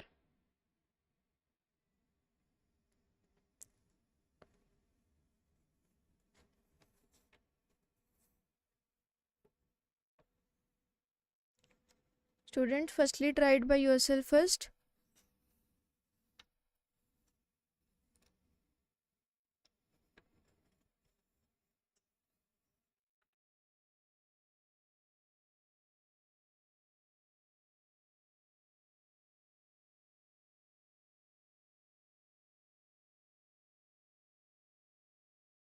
So see, to find the ratio T1 by T2, we use the principle that in steady state, the ratio of heat flow through each rod connected in series is the same. So the ratio of heat flow is given by ratio of heat flow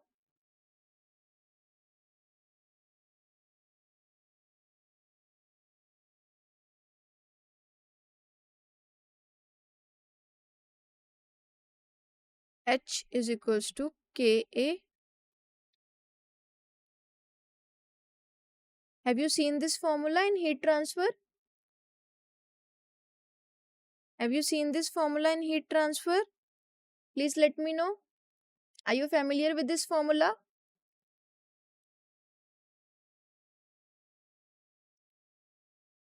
Heat flow is equals to Ka delta T upon L. Are you familiar with this formula?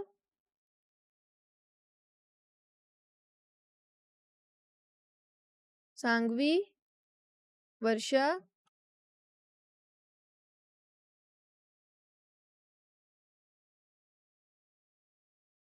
have you seen this formula?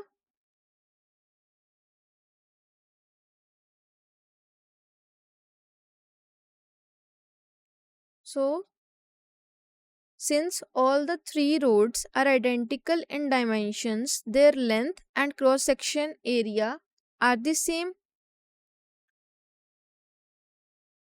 Since all rods are identical in dimension,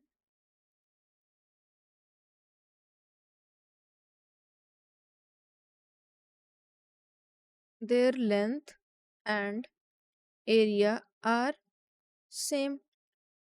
So let R is equals to L by A. Length upon A be constant for all rods. So I am replacing L by A by R. So it will become K delta T upon R. This is clear to you? Till now this is clear to you? To this step?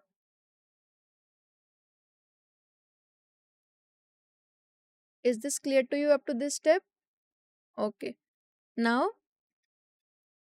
please try to understand this question, because this type of questions you will find definitely in your exam.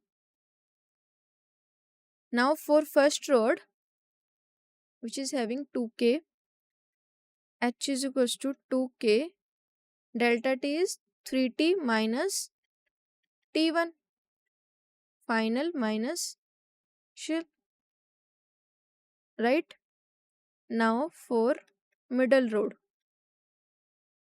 there are 3 rods.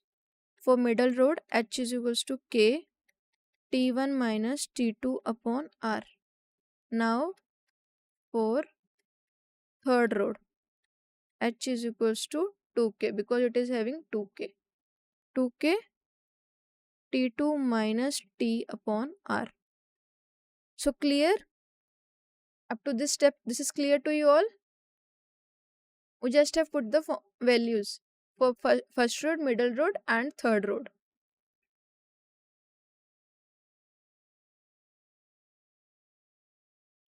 Clear, students? Okay. So I am removing this. I am erasing this. Please take a picture of this if you have not noted down. Okay. Please take picture or note down this. I am erasing this part.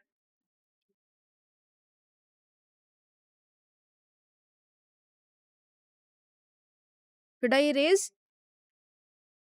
Have you noted?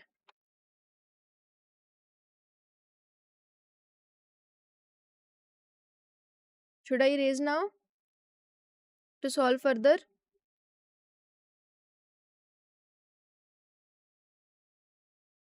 Okay.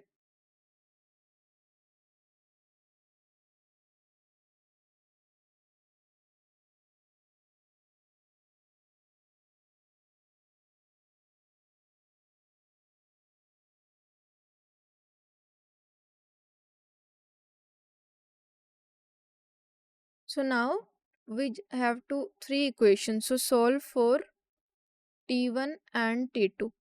So we have equations H is equals to 2K 3T minus T1 upon R. This is for first rod. And for middle rod, H is equals to K T1 minus T2 upon R.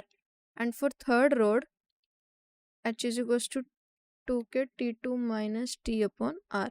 Now solve for T1 and T2, and how you will solve? Equate the heat flow for the first and third rod. You have to equate this one.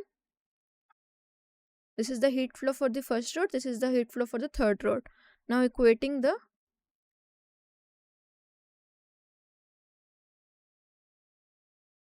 heat flow of the first and third rod.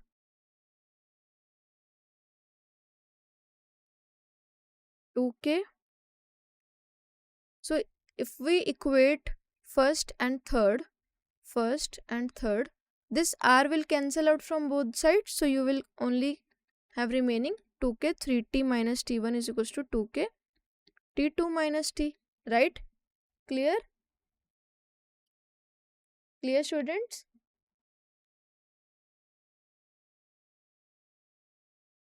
Also this 2K will cancel out. So you will get 3T minus T1 is equals to T2 minus T.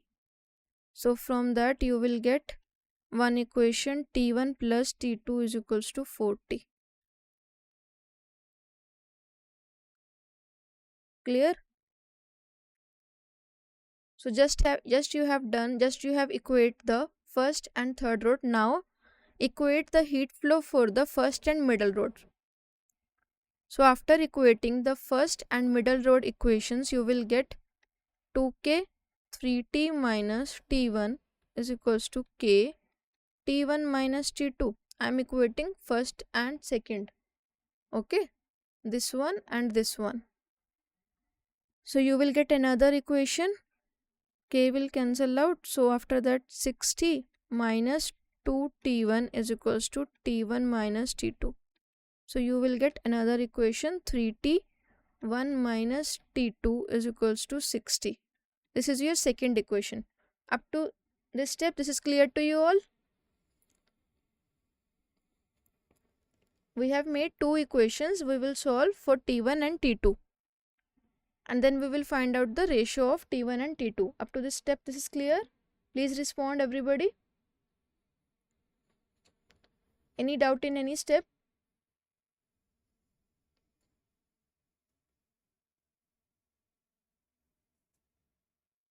Should I erase this? Noted?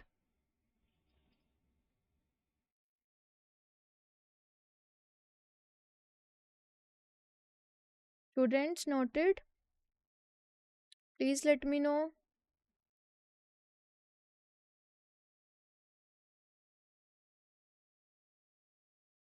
Sangvi, Varsha, Kritika, Deepika.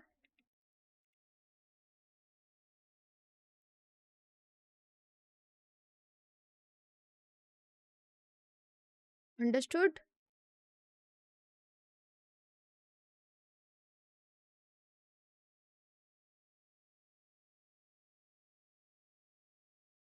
Okay. So we have made two equations. First equation is T1 plus T2 is equals to 40. And the second equation is 3T1 minus T2 is equals to 60. This is the second equation. So to solve for T1 and T2, add first and second. So T1 plus T2 plus 3T1 minus T2 is equals to 40 plus 60. So T2 will cancel out. 4T1 is equals to 10T, means T1 is equals to 5 by 2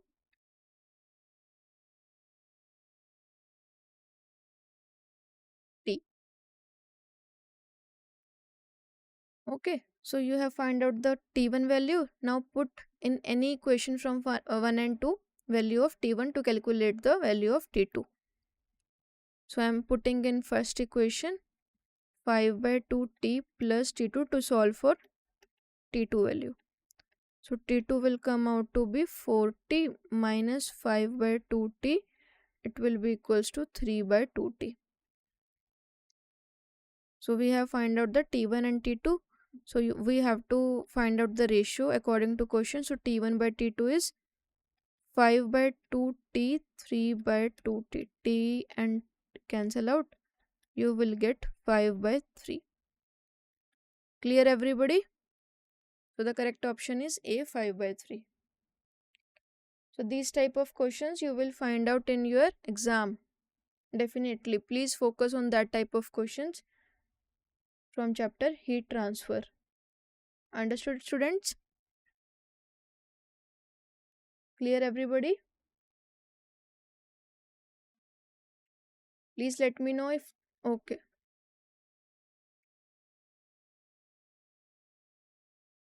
Okay.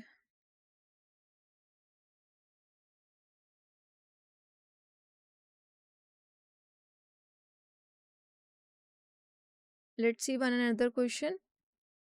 So these are two statements. One is labeled as assertion and another is labeled as reason. So assertion A statement is houses made of concrete roofs overlaid with foam keep the room hotter during summer.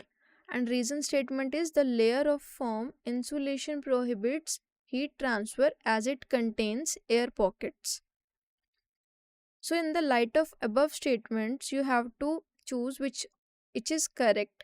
So option A is means assertion is true but the reason is false. B option is assertion is false but the reason is true. So C option is both assertion and reason are true and reason is the correct explanation of A. And D option is both assertion and reason are true, but R is not the correct explanation of A. Let's see the solution. So the correct option is assertion is false, but the reason is true. Very good, Deepika. Varsha, try to understand this. Both are not false, only assertion is false, but the reason is true. We will see that. So we will analyze the given statement to determine the correct answer. So assertion A is houses made of concrete roofs overlaid with foam keep the room hotter during summer. This is your assertion statement. And the reason statement is layer of foam insulation prohibits heat transfer as it contains air pockets. So explanation is foam insulation generally act as an effective thermal barrier because it contains. My voice is slow.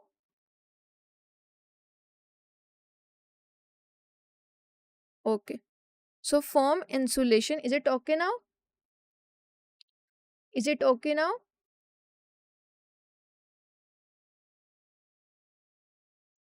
Is it okay now?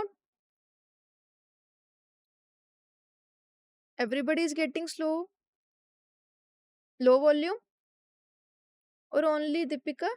Maybe you have an internet connection.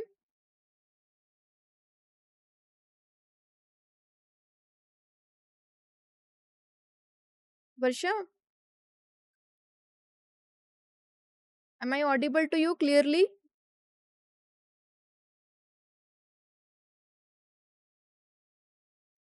Deepika, refresh it again. Maybe you have an internet connection. Okay. So, foam insulation generally acts as an effective thermal barrier because it contains numerous air pockets that impede heat transfer. So, the primary function of foam insulation is to reduce the amount of heat that penetrates into or escapes from a building, thereby maintaining a more constant internal temperature. If a house has a concrete roof overlaid with foam as per assertion, the foam will work to keep the interior cooler in summer by prohibiting the transfer of heat from the outside into a room. So hence the foam insulation should actually helps in keeping cooler during summer, not hotter. Okay, so that means our assertion is false because the foam insulation actually helps in keeping the rooms cooler during summer, not hotter. So according to assertion, keep the room hotter, but actually it keeps room cooler, not hotter. So therefore the assertion is false because the foam insulation typically helps in keeping rooms cooler during summer. And meanwhile the reason R is true because air pockets within the foam insulation impede heat transfer. Varsha, clear to you? Because assertion is false. Why? Because foam is an excellent thermal insulator. Its purpose is to reduce heat transfer from outside to inside, thereby keeping the room cooler during summer, not hotter. And why reason is true? Reason is true because foam contain trapped air pockets. Since air is a poor conductor of heat, as you all know, air is poor conductor of heat. So these pockets significantly inhibit heat transferring conduction. Clear to you all, everybody?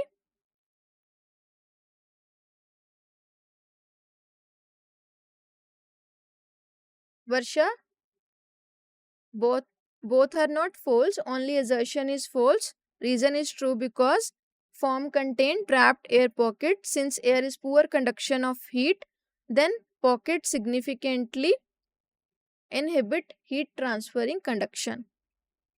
Okay.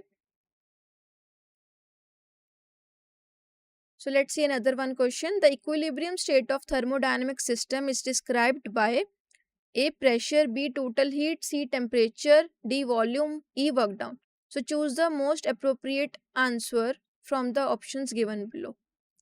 So tell me the right answer. This is a very simple question.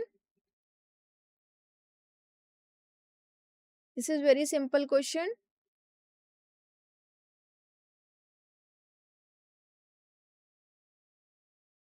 Tell me the right answer.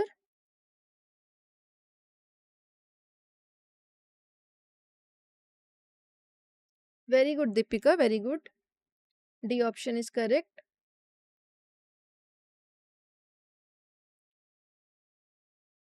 A, C, and D both are all are correct. Yes, Varsha. Very good. Very good. Whoever told D option, very good. Correct answer.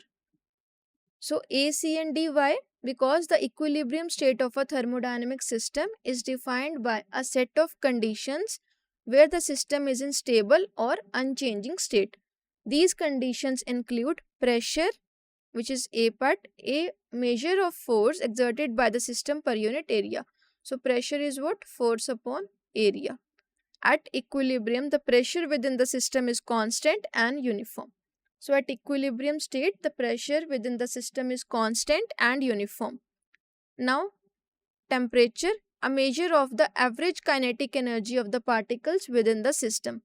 And at equilibrium, the temperature throughout the system is constant and uniform. And volume is the amount of space occupied by the system. At equilibrium, the volume remains constant unless external forces act upon the system. So your correct option is T, which is A, C, and D. So the equilibrium is a state, is a thermodynamic system, is described by state variables, right? So these are properties that depend on the current state of the system, not on how it reached the state. Right? You have studied the state functions and path functions, right? So P, pressure, means a state function, state variable. So, and if we want to see the B option, total heat is path function. It is not a state variable. So heat is energy and it is transit and depends upon the specific process, means it is a path dependent. Okay. And temperature is also a state variable. Volume is a state variable. And work done is not a state variable, it is a path variable. So like heat, work depends upon path taken during a process. So note one thing here, W and Q means work done and heat are not state variables. Both are path variables. Clear, students? Note this thing, maybe this will come in your exam. Examiner will ask you what are state variables and what are path variables. So heat and work done are not state variables, they are path variables. Okay. But as you know, according to first law of thermodynamics, U is equals to W plus Q. Since W and Q both are path variables, but their addition is state variable. This is also another important question. U is state function or state variable. Although heat and work are path functions. Clear, everybody? Note this thing. Maybe this will come in your exam.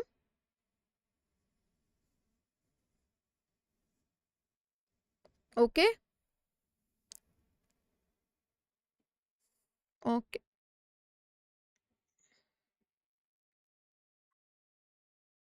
Now let's see another question. According to law of equipartition of energy, the number of vibrational modes of polyatomic gas of constant gamma is equals to Cp by Cv, where Cp and Cv are the specific heat capacities of the gas at constant pressure and constant volume respectively. So you are given with the 4 options. Try to solve by yourself first. Which option do you think is correct?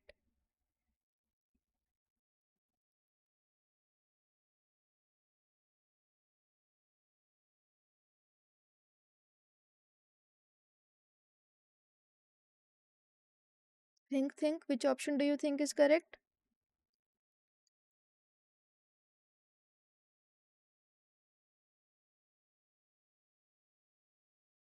Correct option is C.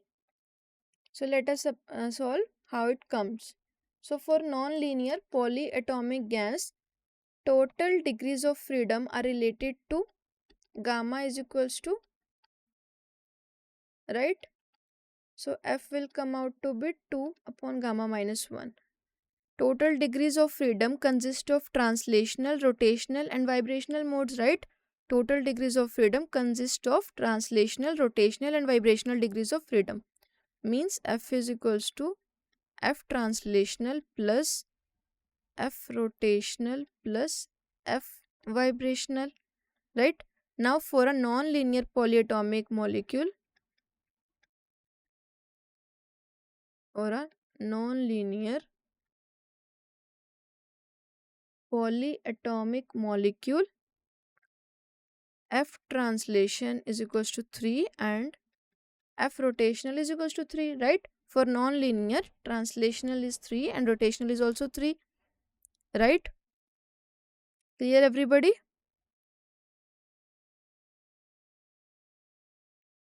Clear to you all everybody this question? Up to this step it is clear?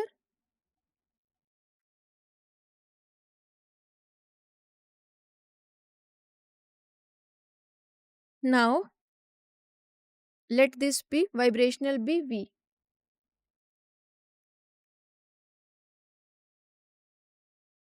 Let vibrational be V. Okay, so however, each vibrational mode contributes 2 degrees of freedom, one for kinetic energy and one for potential energy, right? So the total combination from vibrational will be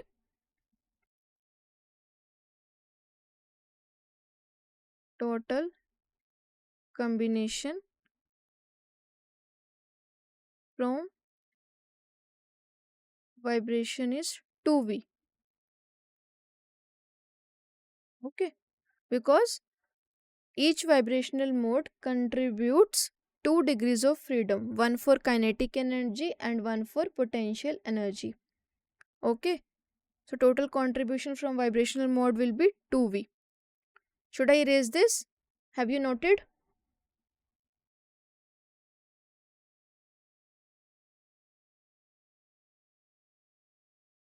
Okay. So put the value 2 upon gamma minus 1 because F is equals to 2 upon gamma minus 1, right? So 2 upon gamma minus 1 is equals to degrees of freedom is equals to F translational plus F rotational plus F vibrational. Translation for non-linear, translation is 3. For rotational, non-linear, rotational is 3. And from vibrational is 2V. Just substitute the values. Now solve this. 3 plus 3 6, 6 plus 2V.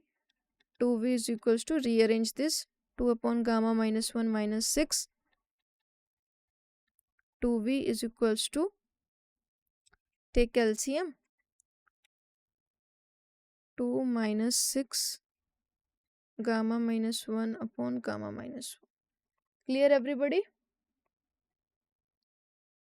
Then you will get 2V minus 6 gamma upon gamma minus 1. You will get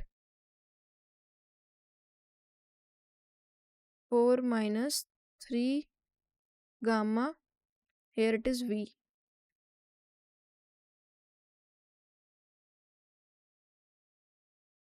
4 minus 3 gamma upon gamma minus 1. This is also interesting question and important question. Okay, from degrees of freedom. Correct, students? Understood? Understood? Varsha, Deepika? Very good. Okay. So, okay, let's see another question. Temperature of gas is minus 50 degrees Celsius. To what temperature the gas should be heated so that the root mean square speed is increased by 3 times? You are given with 4 options. Let's see the solution. So, the correct option is A. So, as we have discussed previously, the root mean square formula is under root 3 RT by M. That means V is directly proportional to under root T. So, V1 by V2 is equals to under root T1 by T2. So, let us suppose the initial speed is V. So, when you increase the speed by 3 times, so the final speed will be 3v, not 4v. Okay, because you are increasing the speed by 3 times. So here v by 3v is equals to, convert firstly into Kelvin, minus 50 plus 273, right? Then put the values and you will find out the temperature. After solving this, you will find a temperature in Kelvin.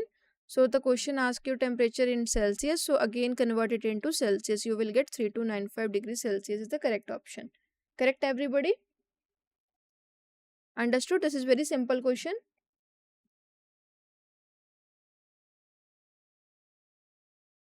Clear? Okay. Let us solve another one question. Carnot engine has an efficiency of 50%. When its source is at a temperature of 327 degrees Celsius, the temperature of sink is.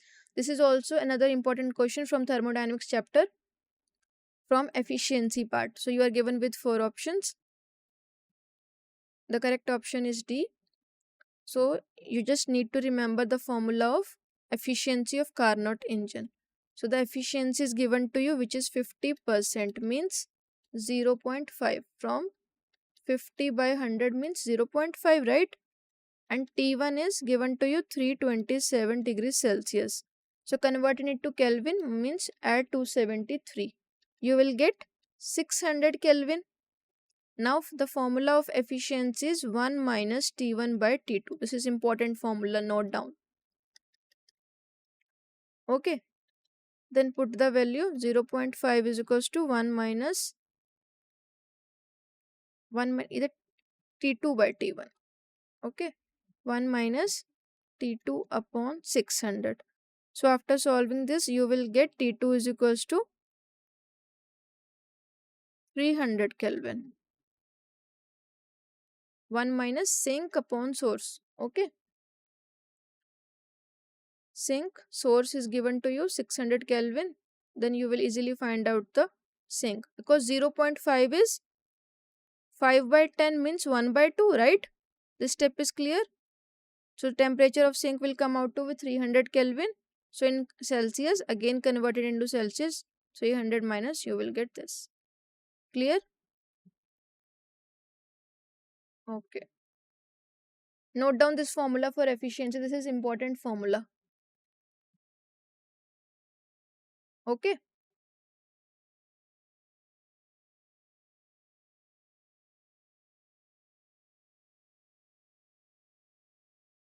Okay, so thank you, students. In the tomorrow class, we will solve more questions from this part: thermodynamics, heat transfer, and thermal properties of matter. I hope you like the session. Thank you so much.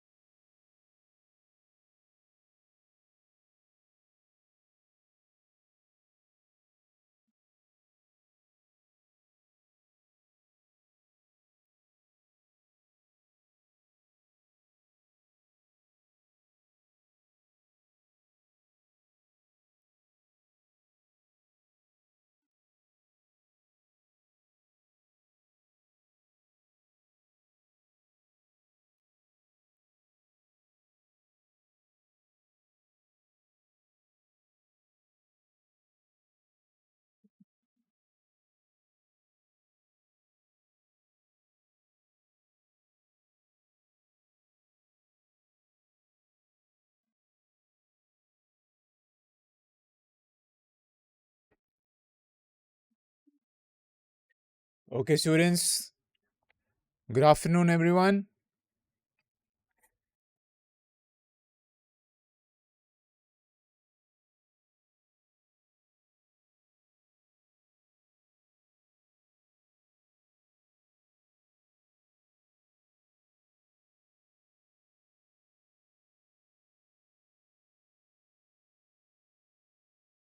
Good afternoon, students. Good afternoon, everyone. So we are starting with the biology session now.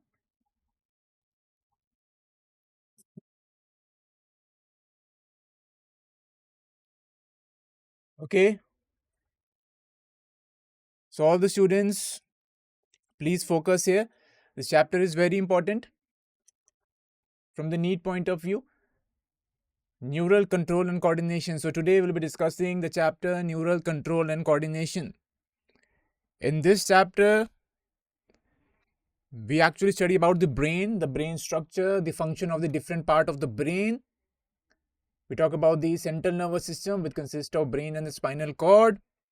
We talked about the neurons, the structure of the neurons. Okay, then nerve, impulse, conduction. These are all the important topics that you need to study in this chapter. Okay, clear? So you have to focus. So Varsha has already given the answer for the first question. Okay. All right, so let's discuss the first question. The specific receptors for neurotransmitters in a synapse are present on. So they are saying there are some receptors for the neurotransmitters like acetylcholine. These are all neurotransmitters. So these neurotransmitters, they are recognized by certain receptors. So they are asking, where are the receptors present? Where are these receptors present? So what will be your answer? So options are Schwann cells, pre-synaptic membrane, myelin sheath, or post-synaptic membrane. So we are getting two answers here. So option number B and option number D you are saying. Okay, so you are saying, according to you, option number B and D are the answers. So let's have a look at the answer. Okay, all right.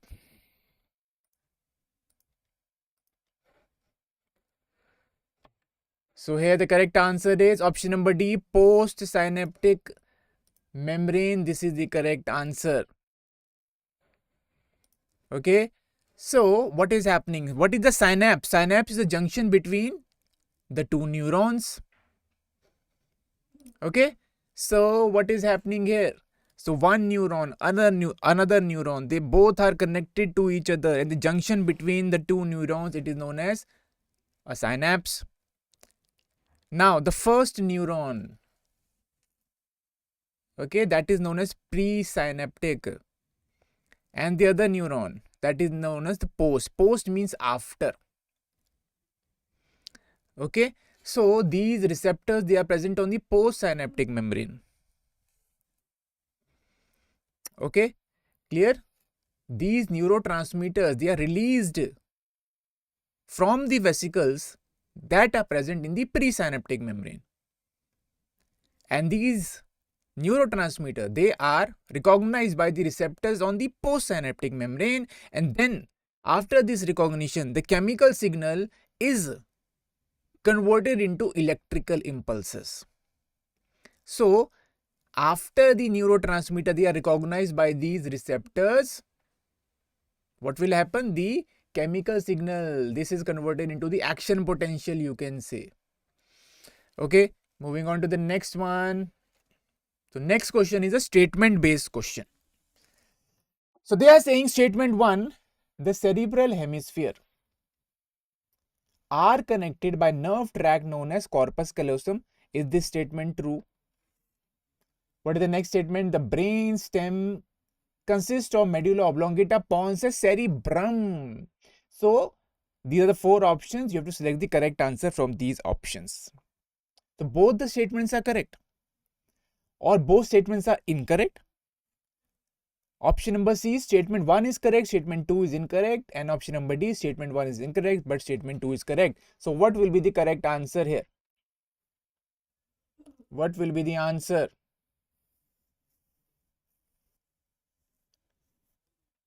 Option number C, Varsha is saying option number C, Shani is saying option number C, means you are saying option number, statement 1 is correct, statement 2 is incorrect. Okay, so you are saying option number C here. This should be the answer.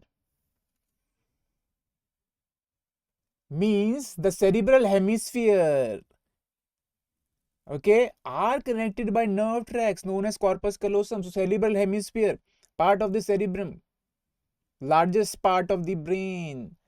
Statement 2, the brain stem consists of medulla oblongata, pons, and cerebellum. So let's have a look at the answers. Option number D. Some students are saying option number D also.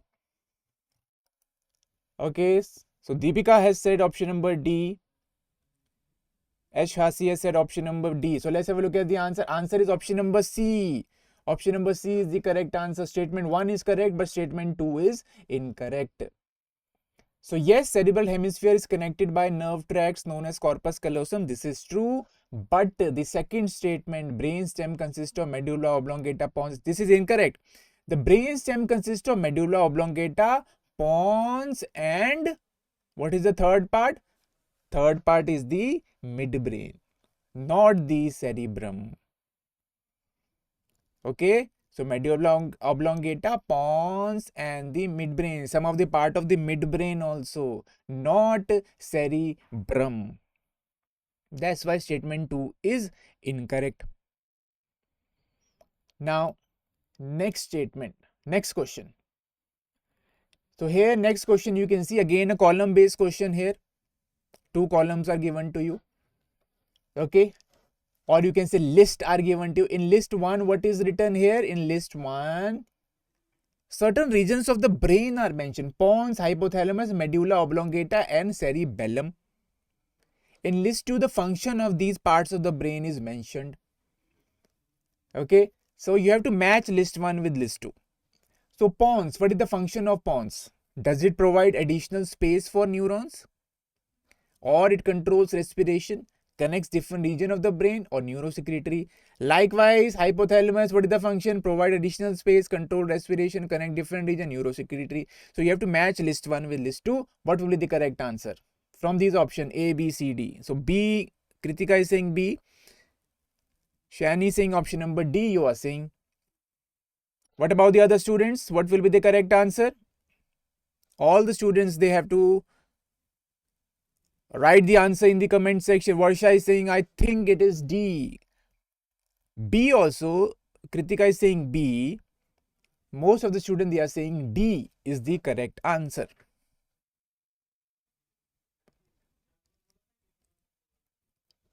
Okay. So let's have a look at the answer. Answer is option number B is the correct answer. So Deepika, who said option number B? All the students, option number C. Kritika saying option number B. Okay, so pons. If we talk about the pons, this pons, actually it connects different regions of the brain. So this should be the correct answer. Okay, pons also consist of the, or it also controls the respiration also. It has pneumotaxic center also, but another function is connect different part of the brains as well. Then hypothalamus consists of neurosecretory cells. So this should be the answer. Then medulla oblongata controls respiration and gastric secretion. This should be the answer. Cerebellum regulates posture and the balance. And it also provides additional space for the neurons. So this question was little bit tricky. So that's why answer is option number B is the correct answer. So you can see this is the explanation. Pons is the part of the brainstem located between the midbrain and the medulla oblongata. It acts as a bridge connecting various parts of the brain. Hypothalamus. Okay. What are the function? It controls the body temperature, thirst, hunger, sleep, mood, as well as sexual behavior as well. And it consists of neurosecretory cells. Okay, these neurosecretory cells, you can see what is the function of these neurosecretory cells. They produce hormones. Okay, so hypothalamus can release hormone, both releasing hormone and inhibiting hormone. It releases a gonadotrophic releasing hormone which acts on the pituitary. Okay, so hypothalamus consists of neurosecretory cells. Medulla oblongata, we all know the role of medulla oblongata. It controls the breathing, the heart rate, digestion. So all the involuntary functions, they are controlled by medulla oblongata. Then cerebellum, obviously cerebellum, it maintains the posture. So if you are able to move in the straight line, okay, means you can maintain your balance, the coordination of the body, the posture of the body, this is maintained by cerebellum. Okay, now next question. So question is again a column based question here. Okay, so in list 1 and list 2 is given to you. List 1, what is given? Schwann cell, synaptic knob, bipolar neurons, multipolar neurons. And then in the list 2, neurotransmitter, cerebral cortex, myelin sheath and retina is given. So you have to actually match list 1 with list 2 again. You have to match list 1 with list 2. So Schwann cells, are they neurotransmitter or they are the part of the cerebral cortex? Or do they secrete myelin sheath or they are present in the retina? Option number C, Varsha is saying option number C. Again, H sassy, this is also option number C you are saying, means you are saying option number C. Any other answer? Any other answer? So what about Kritika, Shani, Deepika? All the students, they have to answer. Sangvi is saying option number C, Shani is saying option number C. Still all the students are not answering. Okay, just answer. Even if it is wrong, it's okay. We will correct it here. Option number C you are saying? So should we look at the answer? So answer is option number A is the correct answer. Kritika said option number A. Okay, Schwann cells. If we talk about the Schwann cell, they secrete myelin sheath. Okay, so you must be knowing about the myelinated neurons. This is the axon of the neuron, the nerve cell. Okay, this is the cell body of the neuron. Cell body consists of the nucleus. These are the dendrites. Okay, this is the axon, and then this is the axon terminal. Axon terminal consists of these knobs. Okay, these are known as synaptic knobs. Okay, so this axon, this is covered by a sheath known as myelin sheath. So this is the myelin sheath. Okay, now this myelin sheath is secreted by Schwann cells. This sheath actually insulates the neuron. This is what is doing. This is insulating the neuron. So what happens here? Electrical impulses, they have to jump from one region to another region. Electric impulses, they have to jump. Okay, that's why the conduction is very fast in the case of myelinated neurons, and this jumping of the electrical impulses, this is known as saltatory conduction. Okay, so myelinated neuron, this is myelinated neurons. In myelinated neuron, the conduction of nerve impulse is very fast.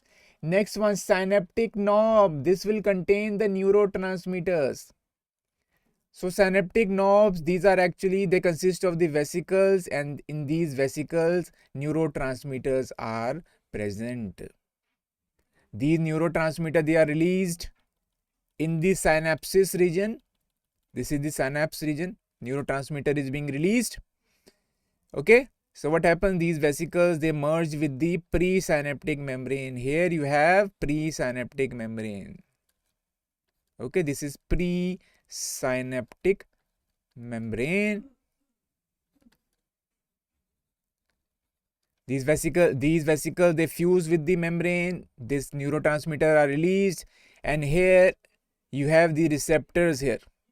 Okay, here receptors are actually present. These receptors, they will recognize this neurotransmitter, and a new electrical impulse will be generated here. Next one, bipolar neurons. So bipolar means bipolar means it has two extensions. Okay, so there are two extensions from the cell body. This is the cell body. Okay, clear? Now this is the multipolar neuron actually. This is the multipolar neuron. Bipolar neuron, this is the cell body, and it has two extensions. Two extensions of the cell body. One is known as dendrite, another one is known as axon. Okay, so these bipolar neurons, they are present in the retina. Then we have the multipolar neuron. This is an example of multipolar neuron. These are present in the cerebral cortex, and these multiple neurons are involved in very efficient and you can say very fast conduction of the nerve impulses. So this will be the correct answer here. Okay, now next one. So this is then question related to the sense organ human eye. Okay, so recently this topic has been you can say eliminated from the NEET exam. So sense organs, no need to focus on the sense organs. Okay, this is clear. Now, so we'll move on the next question. Brain stem of human brain consists of. The question is regarding the brain stem. It consists of midbrain, pons, medulla oblongata, forebrain, cerebellum, pons, thymus, hypothalamus, corpus quadrigemia, and amygdala, hippocampus, and corpus callosum. So what will be the correct answer here? Option number A, we have got the answer. Kriba Bhavani, option number A. H has the option number A. So option number A you are saying. Rest of the students, Kritika also option number A.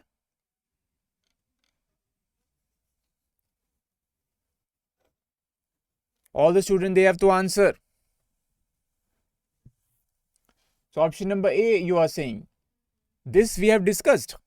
Brain stem consists of pons, medulla oblongata, and the midbrain. So what should be the answer? Answer should be option number A. So let's have a look at the answer. Answer is option number A. The brain stem consists of the midbrain, pons, and the medulla oblongata. Okay, so here you can see brain stem consists of the midbrain, pons, and the medulla oblongata. Medulla oblongata controls all the involuntary functions like breathing, heart rate, and the blood pressure. Pons, it regulates the breathing, and also it connects different parts of the brain. Okay, now midbrain, this is the most superior portion of the brain stem. It contains the cerebral peduncles, which are nerve tracts that connect the cerebrum to the pons and the medulla oblongata. So basically what midbrain is doing, midbrain is connecting cerebrum to pons and the medulla oblongata. Midbrain is involved in functions such as vision, hearing, eye movement, and the body movement. Now next question. What is the next question here? Select the incorrect statement regarding the synapses. Synapses is the junction between the two neurons. You have to select the incorrect statement, means the false statement. So option number A is the membrane of presynaptic and the postsynaptic neurons are in close proximity in the electrical synapse. So there are two kind of synapse. First one is the chemical synapse where the neurotransmitters are involved, and the other one is the electrical synapse where no neurotransmitters are involved. So in the first statement they are saying the membrane of the pre and the postsynaptic neurons are in close proximity, means they are very close to each other. This is for pre, this one is for pre, this one is for post. Okay. Now next one, electrical current can flow directly from one neuron into other across the electrical synapse. Okay, so directly the nerve impulse can flow, they are saying. Next one, chemical synapses use neurotransmitters. Okay, and option number D, impulse transmission across the chemical synapse is always faster. Concentrate on this, always faster than across the electrical synapse. So option number, Kritika is saying option number B, Shani is saying option number B, option number A. So what will you have to select the incorrect statement, false statement. What is the false statement here? So if we talk about the chemical synapse, this is the presynaptic membrane, this is the postsynaptic membrane. Here you have the vesicles. In these vesicles, the neurotransmitters are present. They will fuse with the membrane and the neurotransmitter is released here. These neurotransmitters are accepted by the receptors present on the postsynaptic membrane, and then again the action potential will be generated in the next neuron, in the neighboring neuron. Okay, this is what this is chemical synapse where the neurotransmitters are involved. But in the case of electrical synapse, what happens? Pre and the postsynaptic membrane, they are very close to each other. No neurotransmitters are involved, and action potential electrical impulses can directly, they can travel from one neuron to another neuron. So what should be the answer? Option number D. Okay, in chemical synapse, because the neurotransmitters are being used, such as acetylcholine. So what happens? Here the transmission is slow. Okay, it is slow here. Because first of all, chemicals are released and then chemicals are accepted by these receptors present on the postsynaptic membrane, and then the chemical signal is converted into electrical signal. That's why this conduction is little bit slow and this is fast. So that's why what should be the correct answer? The correct answer should be option number D is the correct answer, and reason I have already explained you. Okay, so this much is clear. If it is not clear, you can again ask in the comment section. Okay, so should we move on? Should we move on? Okay. Now, let's have a look at the next question now. Next question is again a column based question here. List 1 and list 2 is given to you. Now, list 1, what they are saying, they are writing about the neurons here. Multipolar neuron, bipolar neuron. Myelinated nerve fibers means the nerve fibers, the neurons will have myelin sheath and unmyelinated nerve fiber. You have to match list 1 with list 2. List 2 is saying somatic neural system, cerebral cortex, retina of the eye and spinal nerve. What will be the correct answer here? These are the 4 options. So, I think option number A. Bhadri. Option number A, Shani is saying option number D. So you are saying option number D. So we have got 2 answers, option number D and we have got option number A as well. So one thing we have already discussed is bipolar neurons. Okay, this we have discussed. The bipolar neurons, these were present where? In the retina of the eye. So I have given you one hint. Now what should be the answer? So B is 3. Okay, B is 3. Option number B also we have got one answer. Option number B. Option number D. Kritika is saying option number D. Multipolar neurons are present where? In the cerebral cortex. This also we have discussed. This is another hint. Okay, again they have given A is 2. So they are making it difficult. Okay, two options, they are actually very similar to each other. Then myelinated nerve fibers. This will be present where? And then we have unmyelinated nerve fibers. Okay, so C should be 1. So what should be the answer? Answer is option number A is the correct answer. Option number A is the correct answer. Okay, so you can see multipolar neurons. Okay, so multipolar neurons are present in the cerebral cortex, bipolar neurons in the retina, myelinated nerve fibers, they are present in the spinal nerves, unmyelinated present in the somatic neural system. So this is the unmyelinated means they don't have the myelin sheath. Okay, clear? Now moving on to the next one. Again, this question is related to the sense organs. Clear? So sense organs have been removed from the NEET exam. Clear? This question has come in the NEET 2020. So we can skip this question as well. Now moving on to the next one. Here, this question is important one. Which part of the brain is responsible for thermoregulation? Okay, which part of the brain is responsible for thermoregulation? Means maintaining the body temperature. Thermoregulation means maintenance of the body temperature. Mammals, they can regulate their body temperature, internal body temperature.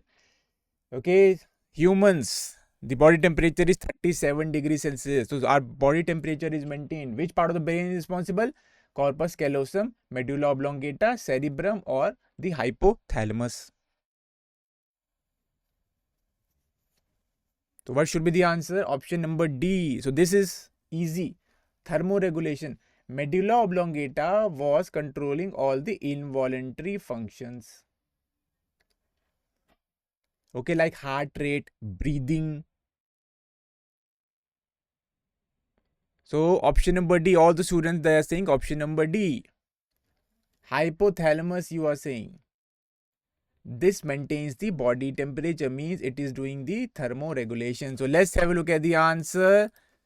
So answer is option number D, hypothalamus. Okay, so your answer was correct. Hypothalamus is the correct answer. Now moving on to the next question. So what is the next question? Nissal's bodies are mainly composed of. Nissal's body. Where are Nissal's body present? They are present in the neurons. So let's again draw the structure of the neuron. This is the cell body. Okay, it consists of the nucleus. Okay, these are the dendrites, which are extension of the cell body, and here you have the axon, and then at the end you have the, okay, these are the synaptic knobs. Now here Nissl granules are present. These Nissl granules, they are asking, they are made up of what? Free ribosomes and rough endoplasmic reticulum, proteins and lipid, DNA and RNA, nucleic acid and smooth endoplasmic reticulum. So we have got answer option number A and option number B. Students are saying answer is from these two. Okay, you are saying option number A and option number B you are saying. Option number B also you are saying. This one. So what will be the answer? Any other student wants to answer this?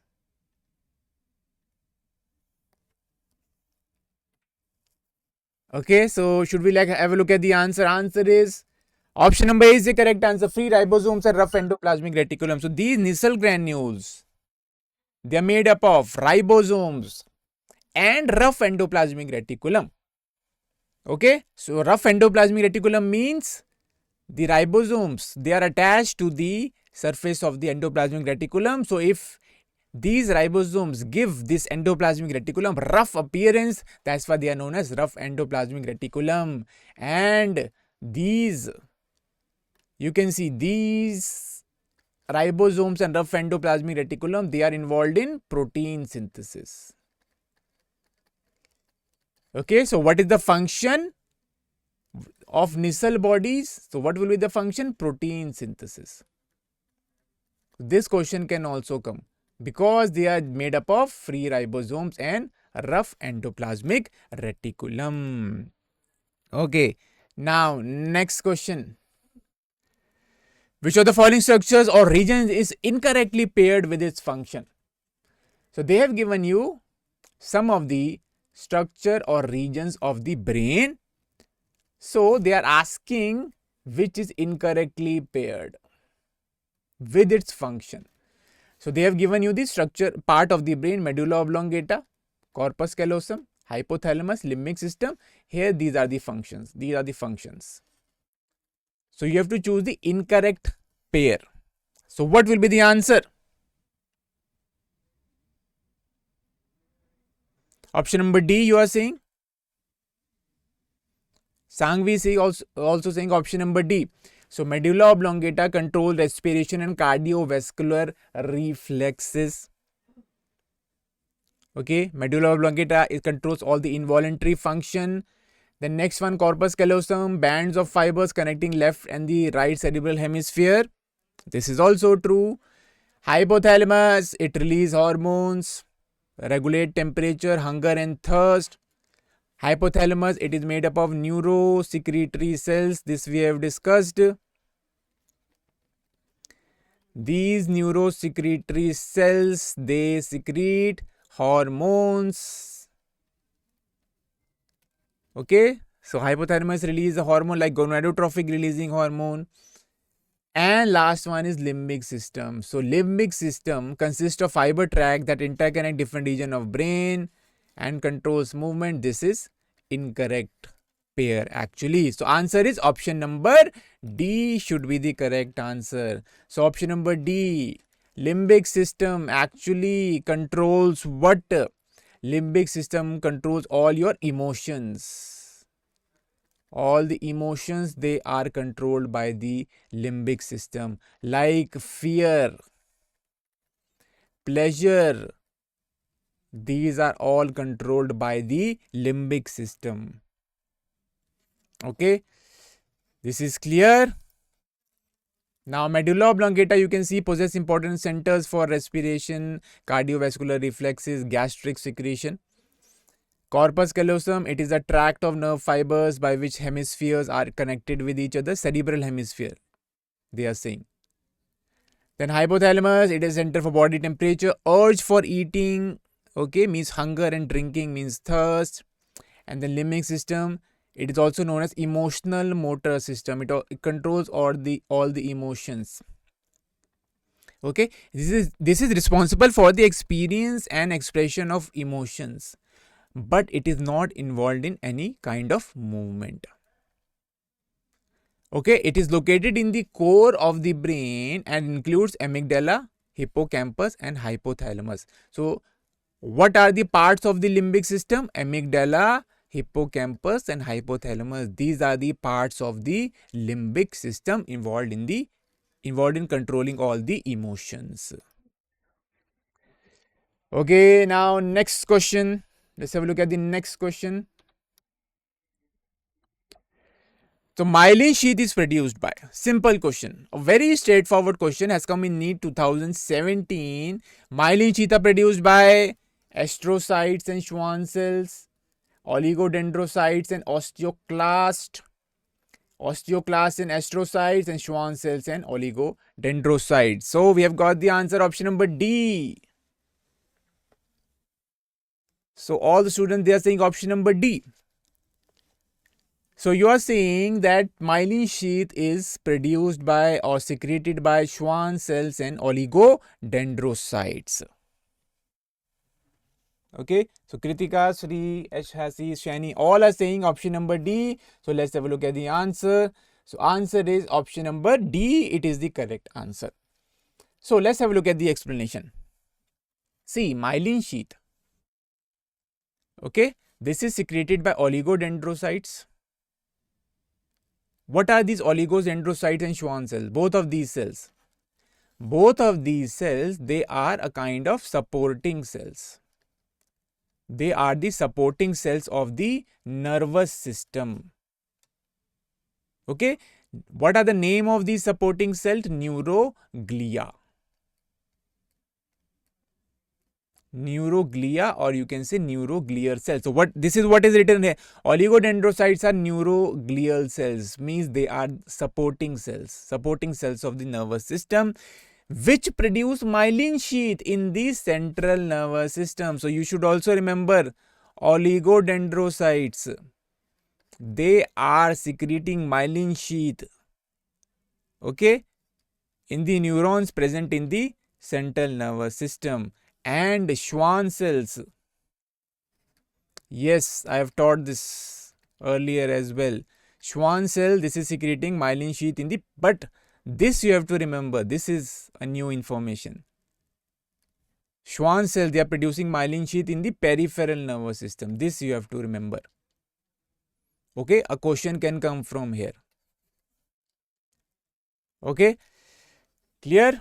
Now next one. Let's focus on the next question. What is the next question? Again, a very interesting question. Which of the following regions of brain is incorrectly paired with its function? Okay, again they have given you region of the brain and they have given you the function of that region of the brain. So these are the regions of the brain. You have to choose the incorrect pair again here. Okay, corpus callosum, this is the region of the part of the brain, you can say. Okay, cerebrum, medulla oblongata and cerebellum, here they have given you the functions. These are the functions. Okay, these are the functions. So what will be the incorrectly paired? What should be the answer? Option number D. Shri, Bhadri, option number D. What about rest of the students?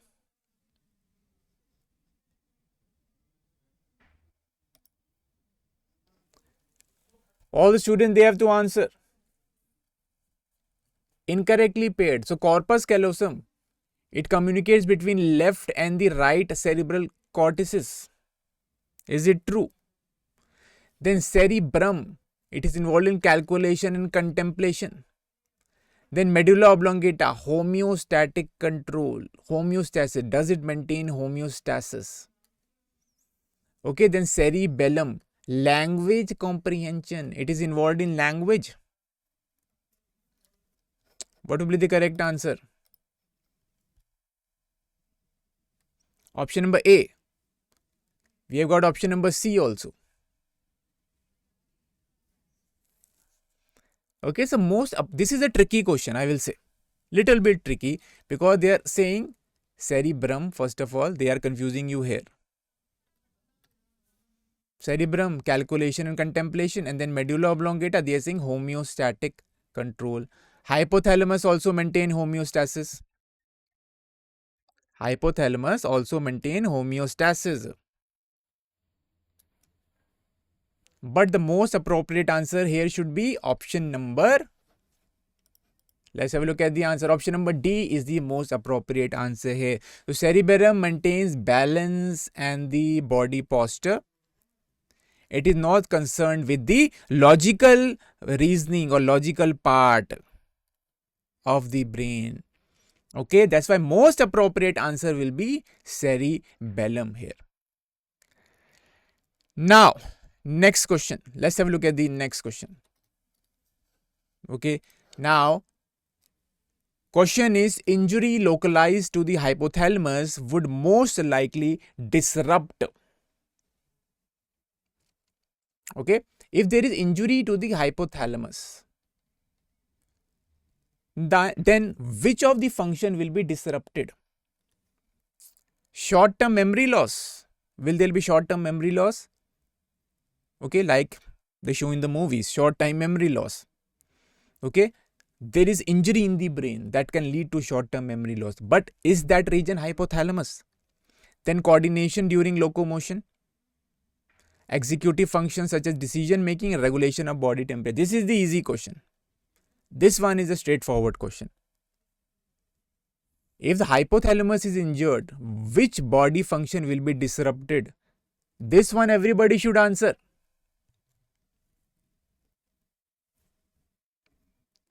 So we have got option number D and option number C. Deepika is saying option number C. Executive function, decision making will be affected. What is the function of hypothalamus? Hypothalamus maintains what? Body temperature. It maintains body temperature. So it is involved in thermoregulation. It is involved in thermoregulation. So what should be the answer? Now everyone should answer. Option number D, now you are saying. Benazir, Deepika, now you are saying option number D. So what should be the answer? So let's have a look at the answer here. So answer is option number D, regulation of body temperature will be affected. Okay, clear. Now let's have a look at the next question. What is the next question? Again, important question. Most abundant intracellular cation is? Cation is an ion which has a positive charge. Okay, so all of these are cations having a positive charge. Positive, positive, positive, positive. Calcium is a divalent, means Ca2 positive, divalent. Okay, all right. So what is the most abundant intracellular? Means inside the cell. This is the cell. Okay, this is intracellular, inside the cell. And this region is extracellular, outside the cell. So K plus science you are saying option number B. All the students are saying option number B is the correct answer according to you. Means this one, option number B. So should we have a look at the answer?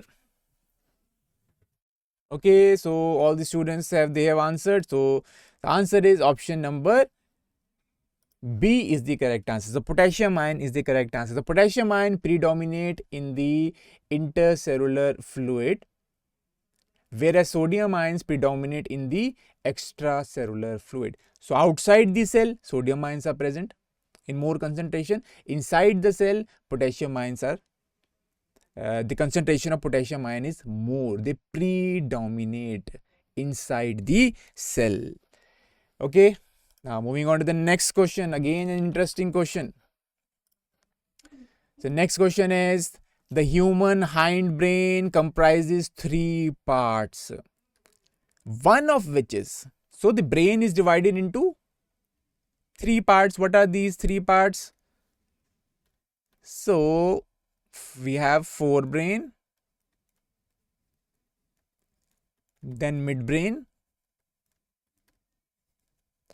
and then the last one is hindbrain.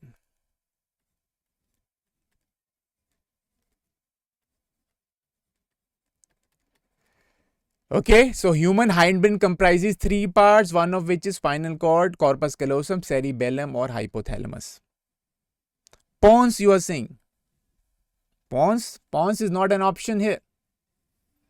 Pons is not an option, obviously.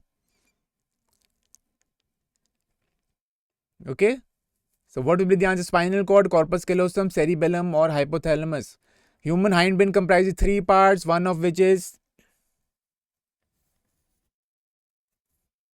cerebellum. So option number C you are saying. So let's have a look at the answer. So answer is obviously option number C, cerebellum is the correct answer. Cerebellum is involved in maintaining the posture. Okay, it maintains the, you can say, posture, the balance of the body. So here you can say human brain is divided into 3 parts: forebrain, midbrain and hindbrain. Human hindbrain consists of pons, cerebellum and the medulla oblongata. Okay, pons is involved. Okay, it is involved in control of respiration. Cerebellum is involved in maintaining posture. Okay, it maintains the balance in the body. Then medulla oblongata, we already know, controls all the involuntary functions. Okay, clear. Moving on to the next question. What is the next question here? Again, an interesting question. So this question is, now this question is actually related to the nerve impulse, conduction of nerve impulse. So what is the question? Let's read this question first. Now, when a neuron is in the resting state, that is not conducting any impulse, the axon membrane is. Okay, so they are talking about the neuron or the nerve cell in the resting stage. Resting stage means depolarized state. Okay, so what are the options here?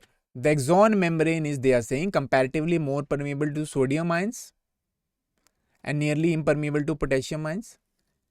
Option number B, equally permeable to both sodium and potassium ions. Option number C, impermeable to both sodium and potassium ions. And option number D, comparatively more permeable to potassium ions and nearly impermeable to sodium ions. So Sri has given the answer, option number D. Benazir also given the answer, comparatively more permeable to ions, to potassium ions and nearly impermeable to sodium ions. Any other answer? H. Hasi, Sassy, they have also given the answer, option number D. Any other? Kritika, option number D. So what is happening in the, when the neuron is at the rest stage? During the resting stage, outside it is positive, inside it is negative.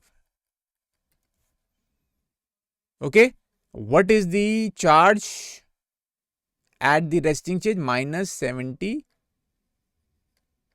millivolt. Now how this resting state is maintained? With the help of sodium and the potassium pumps. Sodium and potassium pumps. These pumps, they require energy in the form of ATP. Now how is this positive and negative charge maintained? So 3 sodium ions, they move out. 3 sodium ions, they will move out. Okay, and only 2 potassium ions, they are moving inside. Okay, clear? So this is how the resting state is maintained. More positive charge is moving outside. Okay, this is the positive charge. More positive charge is moving outside and less positive charge is moving inside. That's why you can see the inside becomes more negative. Now you are saying option number D is the correct answer, comparatively more permeable to potassium ion and nearly impermeable to sodium ions. So let's have a look at the answer. Answer is option number D, comparatively more permeable to potassium ion and nearly impermeable to sodium ion. So your answer was absolutely correct. So when the neurons is at the resting state, that is not conducting any impulse, the axonal membrane is comparatively more permeable to potassium ion and nearly impermeable to the sodium ions. Means potassium ions, they can move inside. There are 2 potassium ions are moving inside and 3 sodium ions they are moving outside. So the axonal membrane is more permeable to potassium ions. Okay, potassium ions are moving inside, sodium ions are moving outside. Okay, this is clear. Now, this was regarding the nerve impulse. Now, next question, let's take the next question here. This is again related to the sense organs. Now, next question here. This is again an interesting question. The nerve centers which control the body temperature and urge of eating are contained in, again, a very simple and a straightforward question actually. Hypothalamus, pons, cerebellum or thalamus? All the students should be able to answer this.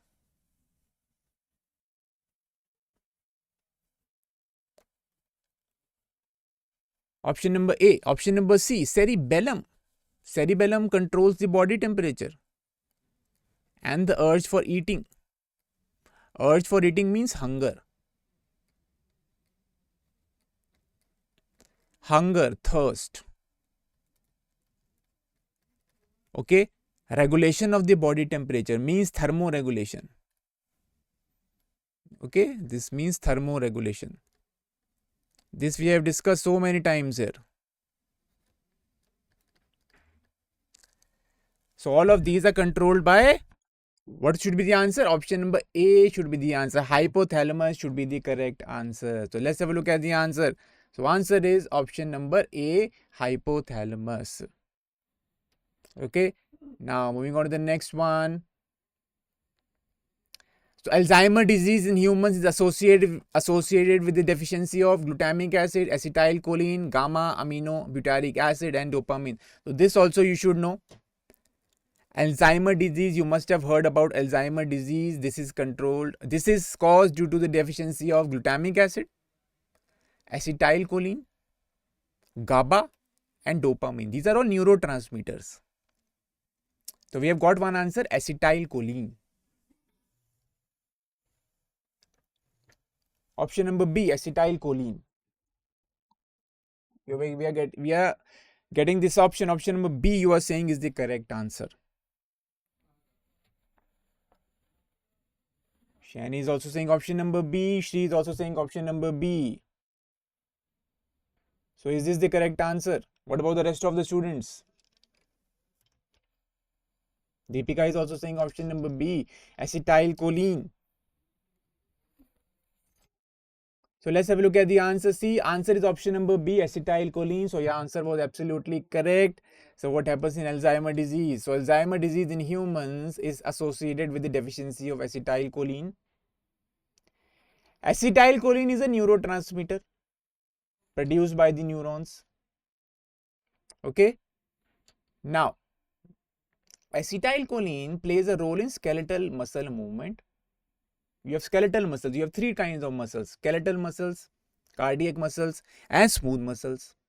So acetylcholine plays a role in skeletal muscle movement. Skeletal muscles, they are attached to your skeleton. They help in the movement, locomotion.